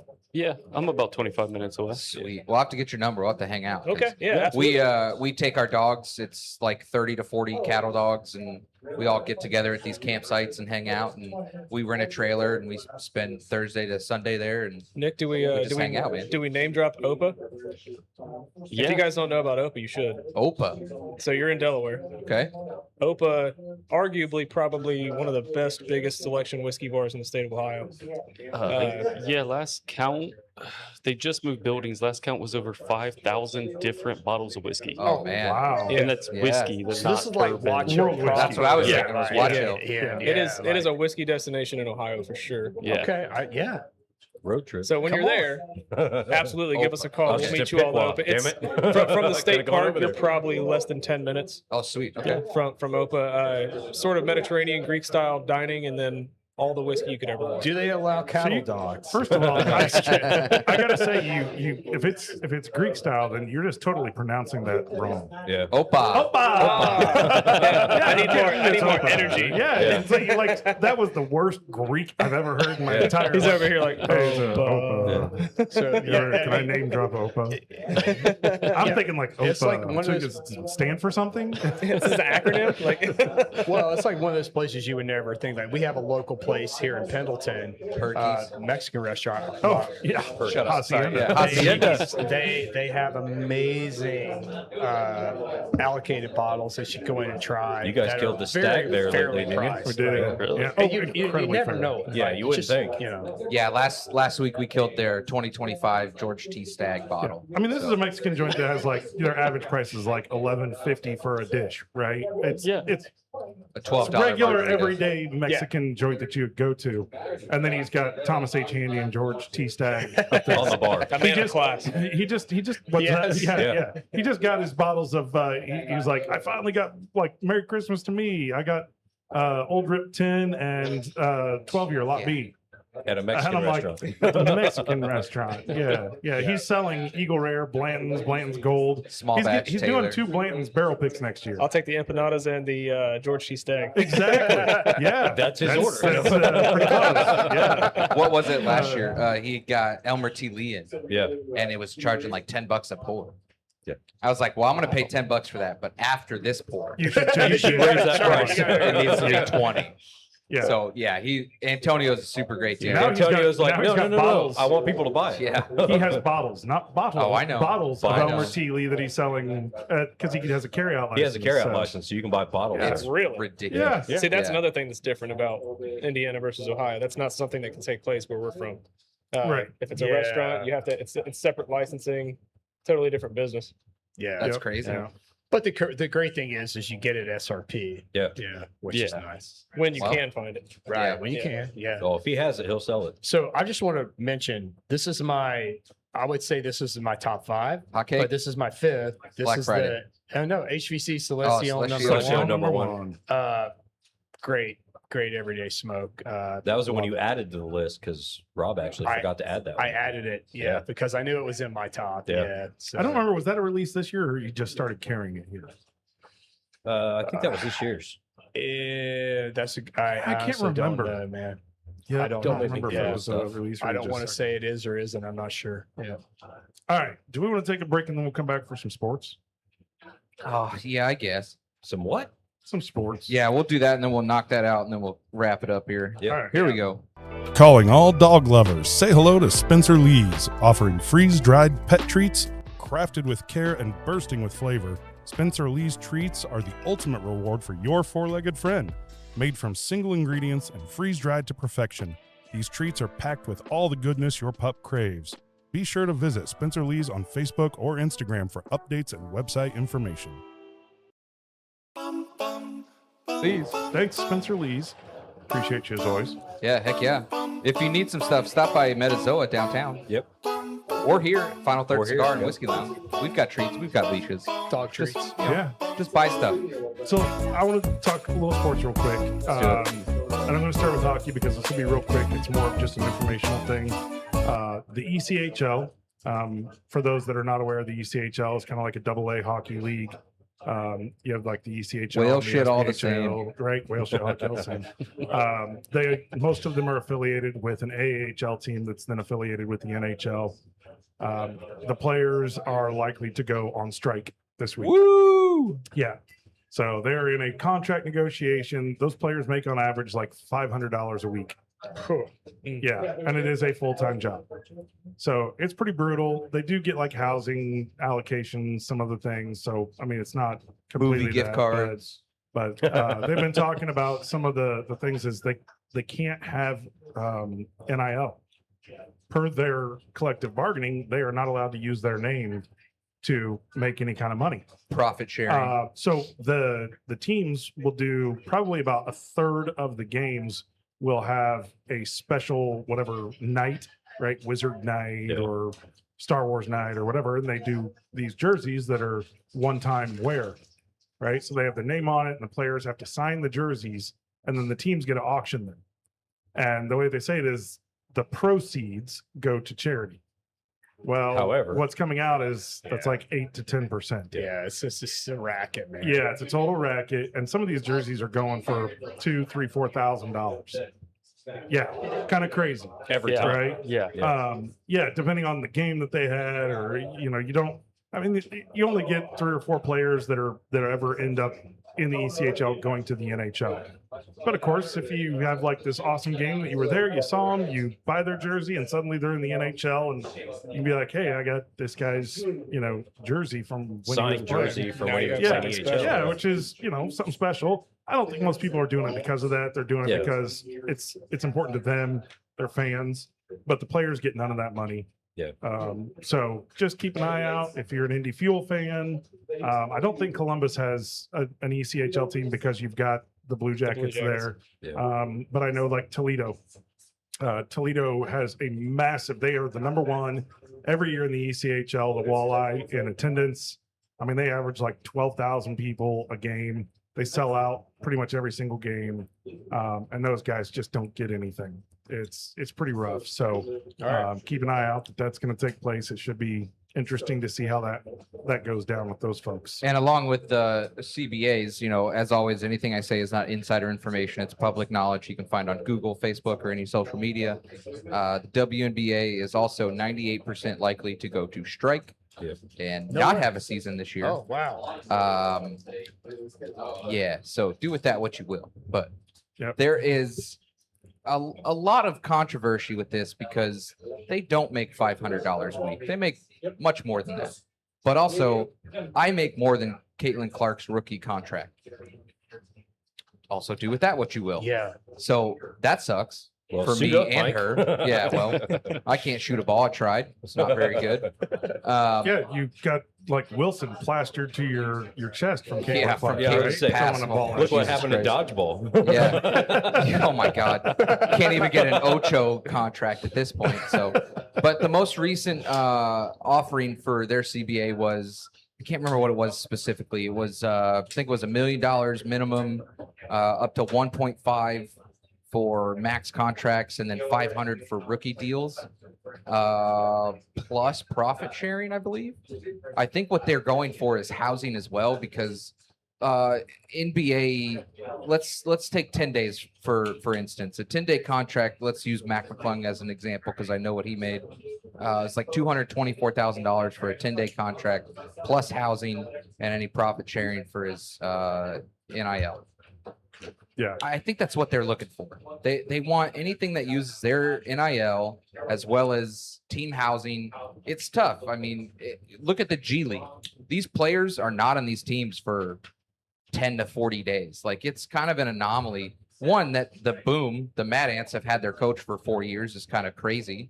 Coaches don't stick around. Players don't stick around. Right. So when they move all over country, they're expected to pay out of pocket for this stuff. What they want is some sort of security to where if they buy a home, they can get out of it, or housing is paid for if they go in some hotel, whatever it is, that they're covered and have some sort of security that they're not on the hook to pay hundreds of thousands of dollars for housing. I can respect that. But also at some point it comes down to, we're offering you $1.5 million. You gotta, The max contract right gotta now is bid. like what, 230,000 or something. I think the max contract was like 450, There you go. but Well, that that's was the like, max, too. but that was like a So, 10-year yeah. vet. Like, Yeah. you're looking at NBA 10-year vet, you're like 225. I mean, look at OKC, all the players that they just paid, they just spent like $500 million to keep their players. Like, to some extent, I agree, but also if somebody offered me like $200,000, I'd probably take it. So like, it's tough. It's really tough to be on the outside of this, not as like a player and just like a regular working schmo, to be like, oh, they're offering you $1 million.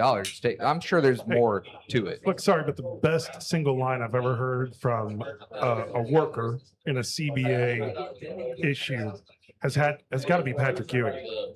Yeah, we make a lot of money, but we spend a lot of money too. I mean, I understand in what context Yeah. you meant that. To your point, Yeah. the housing or what it takes for them to support their career, right? Maybe didn't land like he intended. It did not. It did not. It landed very poorly and was absolutely hilarious, and obviously still lives in my mind, and I'm sure a lot of other people as well. So I mean, be financially responsible with whatever it is that you're doing, whether you're Right. just a white collar worker or a professional player in some strippers league. and blow is not the preferred mechanism for Man, spending. look, if you hit the $1.6 billion lottery, Hookers don't go and get hookers and blow. cocaine. Change the I'm line just item. Yeah. Right, right. So, along with that, the Pacers lost to the Pelicans. The Pacers are officially the worst team in the league. It's great. Love it. I love for going them, to I work guess. every day. It's so hard And to. the Colts suck again. Colts suck again. We They suck play the again. Jaguars tomorrow. No, 49ers. 49ers. Sorry, yeah. tomorrow. Tomorrow's Even worse. 49ers. So, Which Dave Lakes, if you're listening to me right Buy now, tickets. you're supposed to let me know if I'm going to that game tomorrow Yeah. or not. so we're going. So part of our Christmas party. I got to text Dave because you're supposed to text me yesterday. For game ops, part of our Christmas party is we're going to Taxman for dinner, doing White Elephant, and then we're going to the Colts game. So it's gonna be a great day. Wait, where are you going? Which tax man? Somewhere downtown, right next to There's a Gamebridge. tax man downtown? Yeah, right next to Gamebridge. Tax man's a brewery. Taxman Uh, down in Fortsville? Well, yeah, No. there's Well, yeah, that they're in one, Fortville, but The yeah. Fortville, So the there's, original brewery is down like Bargersville. yeah. The Alexander's across the street. It's Alexander. You got Agave Okay. and Rye, and Taxman's right next to it. All right, I'm making And then crash your Gamebridge. party. Come do it. Yeah, come on. Yeah, bring a $25 gift. So now the sports talk that's obviously going to take us through the finish of the show here because we have two Columbus guys here. College football playoffs, right? I mean, there was no real surprises, nothing super crazy. I do like seeing all the Facebook posts. I've got, friends out there that are every time a team loses, well, I guess they didn't belong in the playoffs, right? Because that's what everybody's like saying. It's like, did Notre Dame belong, right? Did Miami actually belong there? And everybody's, well, I guess they didn't belong. Which that game did suck, by the way. Yeah, The Miami game. It did. was I mean, terrible. 10-3 Until the last Awful. like 5 minutes.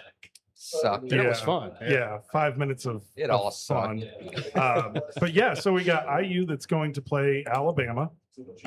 Who's Ohio State playing? I don't even remember. You're gonna have to. I I don't don't either. Prompt me on this Ohio one. State's playing Miami. Miami. Miami. Yeah, Okay, yeah. That was 'cause theirs, Miami's yeah. the 10 seed. So I'm excited for that. I mean, I honestly thought Oklahoma's defense was better, but I'm not mad that IU's playing Alabama because I one's- want to see one's IU playing scrape them. 9, two's playing 10. Georgia Ole Miss is actually going to be That's gonna be a good game. honestly probably the most competitive game I think Yeah. of Yeah. the play of the quarterfinals. So, but, Right now, I'm still thinking it's a rematch. I was gonna say probability for a rematch. Where we at? Ooh. That's exactly where I think. it's going to amp up soon. Hopefully, yeah. Yeah, we'll see what Georgia does, right? I mean, Yeah. all these games are happening starting Wednesday, I think is the first So one. what is Texas Tech, Oregon, that'll be a good one. Yep. so the buys take IU and Ohio State to the quarterfinals? Yeah, they're playing next. Okay. Yeah. So then they could meet in the semis. Yeah, No, they would have to be because it's number one, number it'd two. have to be Yeah, championship. it would be Championship. Okay. So Yep. yeah, Ohio State will play Christmas or New Year's Eve, and then all the other games are going to be New Year's Day. Okay. So Yeah. Is it sweet. New Year's Day? Is that what it is? yeah, except Year's for Day, Ohio then State and October Miami. or Okay, January They 2nd. play Friday or Wednesday night, whatever. the Gotcha. New Year's Okay, Eve yeah, is. Thursday, but New Year's Thursday, not Christmas Thursday. Correct. No Christmas games. Yeah, no Christmas. College, yeah. Yeah, it's Well, all January. I mean, there'll be bowl games, but not in the playoffs. Not the Yeah, playoffs. Yeah. Okay, Yeah. gotcha. Good for them. That's look. I'm looking forward to it. So- I think I use up to it. So Watch party at Final Third if that happens. Is that Oh, what I'm yeah. hearing? Oh, Usually. yeah. They are open. Yeah. They are Yeah. open. Well, So, speaking yeah. of calendar events, we'll transition right into yeah, that. hit them. We just had Mace out here December 19th for Mace the, choke. He was for the awesome. jazz music. Christmas Eve, they are open from 12 to 6. Definitely come out if you want to avoid the family. December 25th, of course. Or if you want to prep for the family later Yeah. that night, come here if and you eat need a to, few if you need bourbons to and a couple pregame to deal cigars. with the family, Right. definitely come out. December 25th, of course, closed Christmas Day. They are open New Year's Eve, December 31st. Normal hours, 12 to 10. Normal 12 to 10, open New Year's Day. And then January 25th is the NFL Championship Chili Cook-Off. Yeah, you on got to come for Champions that. Weekend. Come hang out for that. And then also, Lisa wanted to point out that they are up for the upscale Upscale. bar category in the Best of Madison County 2026 voting. And that voting should start January 3rd. Final third, of course, is in there. She will update everyone with the QR code once it's available for everyone to go in and vote. And of course, Alan said, don't forget the voting. Just now in the chat. Don't forget the voting. And then also Rob said that the selection number 1 is a release of a cigar they've had previously. Okay.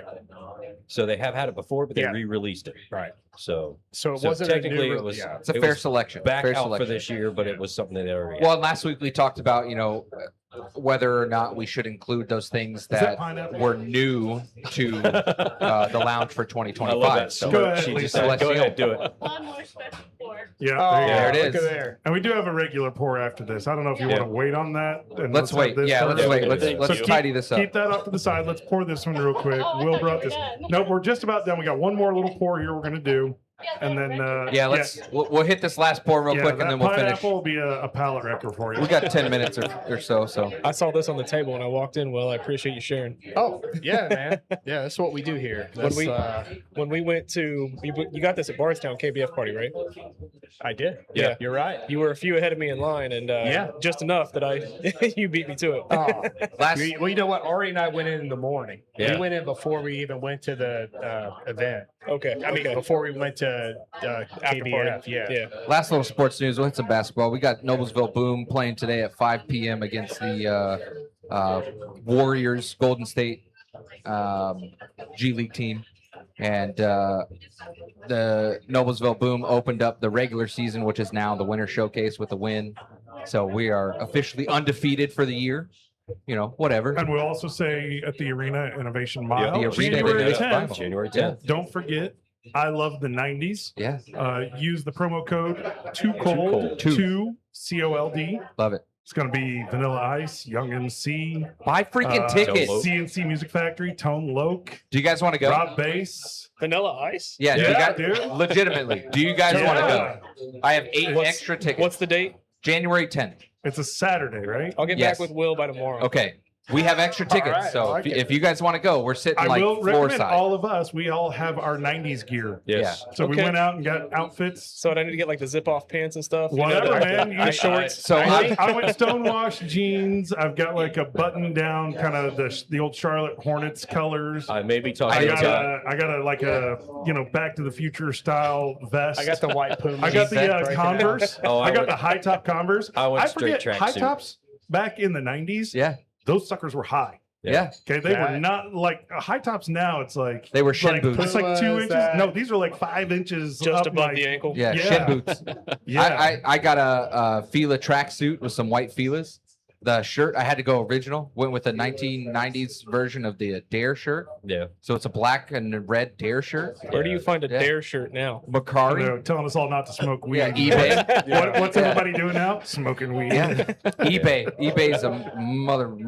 I may be talking to a Okay. guy All about right. a Real quick, this 94 is our Corvette last right pour. now. This is the second release of the Distillery Reserve Bardstown Bourbon Company 2025. This is the Hokkaido, which is a Mizunara oak finish, blend of straight whiskeys, finished in, I lost my glasses, but Mizunara Japanese oak, yeah, right? Japanese Mizunara, and it's coming in at 109 proof, 109.3 to be exact. This is their second. The first one was Cathedral. This was this. Hokkaido was the second. Still and looking the for that third cathedral was bottle if anybody has a hookup on it. Normandy, which was Still looking for the French Calvados finish. So And speaking of Mizunara, still want to call out our friends down at Starlight. Went Yep. in overall best bourbon at the San Francisco, Yeah. Shout out. Spirits competition with their Mizunara finish. It's a pricey bottle though. Yeah, What, 250 or 150 for that one? it's probably 250 now. I've got my thoughts on this, but we can quickly talk about it before we close. But Oh, that's good. I don't want to It's say very, what I very That's good. so good. Yeah, I feel like my palate's already kind of What you losing got, its ability here. I almost but- felt like that just reset my Look- palate. You need it. Oh, You yeah, need yeah, it. He sure. needs it. Nick, No, you drank Nick that needs some. really fast. Looks like I need more. Give it to him. Let's hear. And whiskeys. I think the mouthfeel is probably the standout. It's got a very, it's almost like a soft sweetness. Yeah. I'm trying to figure out It's very layered. kind of like a buttercream icing. Yeah. You know, like a a good call. cinnamon Yeah. roll or cake icing sort of thing. Buttercream. Cinnabon. Cinnabon. I will like I will knock this in the sense that it's not my favorite. I think it's my palate is super dry right now on it, and it's Yeah. the same. That's been the telltale for me the last couple of times I tried it. I love the mid palate, and then it doesn't taste tannic, but it gives you that like The drying tannic effect. quality where it's super drying to me, like almost too much. But Like it almost it's inviting to the point. It's drying to the point where it wants you to go back and have another. Quality. Yeah. I don't like it being that dry. Like to me, it's just, and that's Mizunara. Yeah. Like, Mizunara, super tight grain oak, obviously from Japan.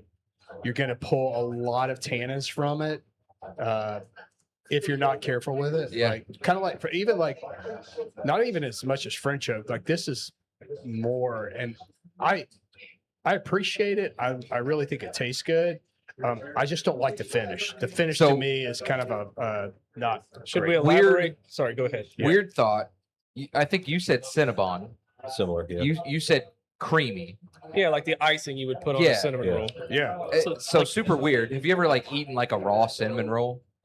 Like don't I don't make a habit of This it, but I know only what you're talking Yeah. about. comes up with these. The FDA recommends that you do not. yeah, the FDA raw says dough. don't do that. Just pop the tube and go. But that's the thing is like it's that dough smoothness, but then you also have like the cinnamon flavor of that kind of gives you that drying, like tannic on it. Okay, I'm going to throw an oatmeal note out here. That's not oatmeal. That's not But the in that vein, Like right? instant oatmeal, right? No, Just no, cinnamony. No, actually, I'm going to go slightly different. And it might be the fact that it's Mizunara and that just is putting this in my head. Okay. But I feel like 10 seconds into the finish, on the back corners of my mouth, I am getting somewhat of a subtle wasabi type sweet spice. That slightly horseradish without the overly bitter. But it's very drying. Well, that's the thing Yeah. is it's drying, right? And that's what that does. But that's exactly what that does. That powdery, because when wasabi's not real wasabi, like you almost never have real wasabi root. Right. It's all that powdered stuff that they make the paste. Yeah. And I kind of feel like in the back corners, about 10 seconds after, I'm getting that. I would have not ever called that, but you saying that, I can, I can understand that. Well, Like, son of a bitch, I feel real good about myself now. Man, I feel really good. No, man. Really, It's like really I'm good going about out my on a palate limb here. here, but- somebody I called- was thinking it was getting to be trash, and now I've said something smart. Somebody I called get San what you're Francisco. I it's don't just, hate it. It's just not my jam. Like, Yeah, it's just I don't not hate my it. jam. If Like, if they could find a way to make that finish well, it'd be a knockout. See, I actually, okay. it's kind of funny. Because of that wasabi note, I find it intriguing. I actually found the front of the palate to be a little less desirable. I think the mouthfeel is absolutely, you're exactly right. The mouthfeel on this is the winner. Yeah. Is the winning Yeah. part of it. It is, it's coating in a really nice, but not aggressive, overly oily way. It's really, really nice.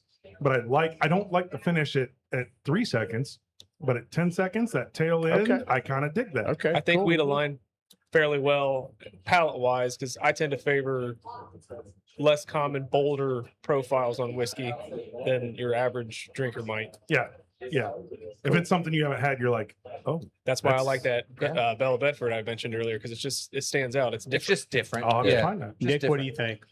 I get like Pillsbury Grand cinnamon rolls with the cream cheese icing.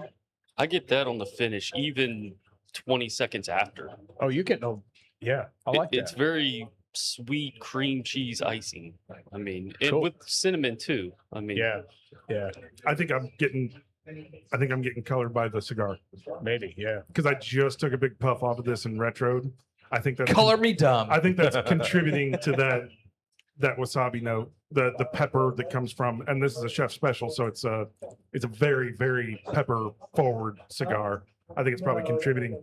You're smoking the hot cake, right? Yes. The chef special.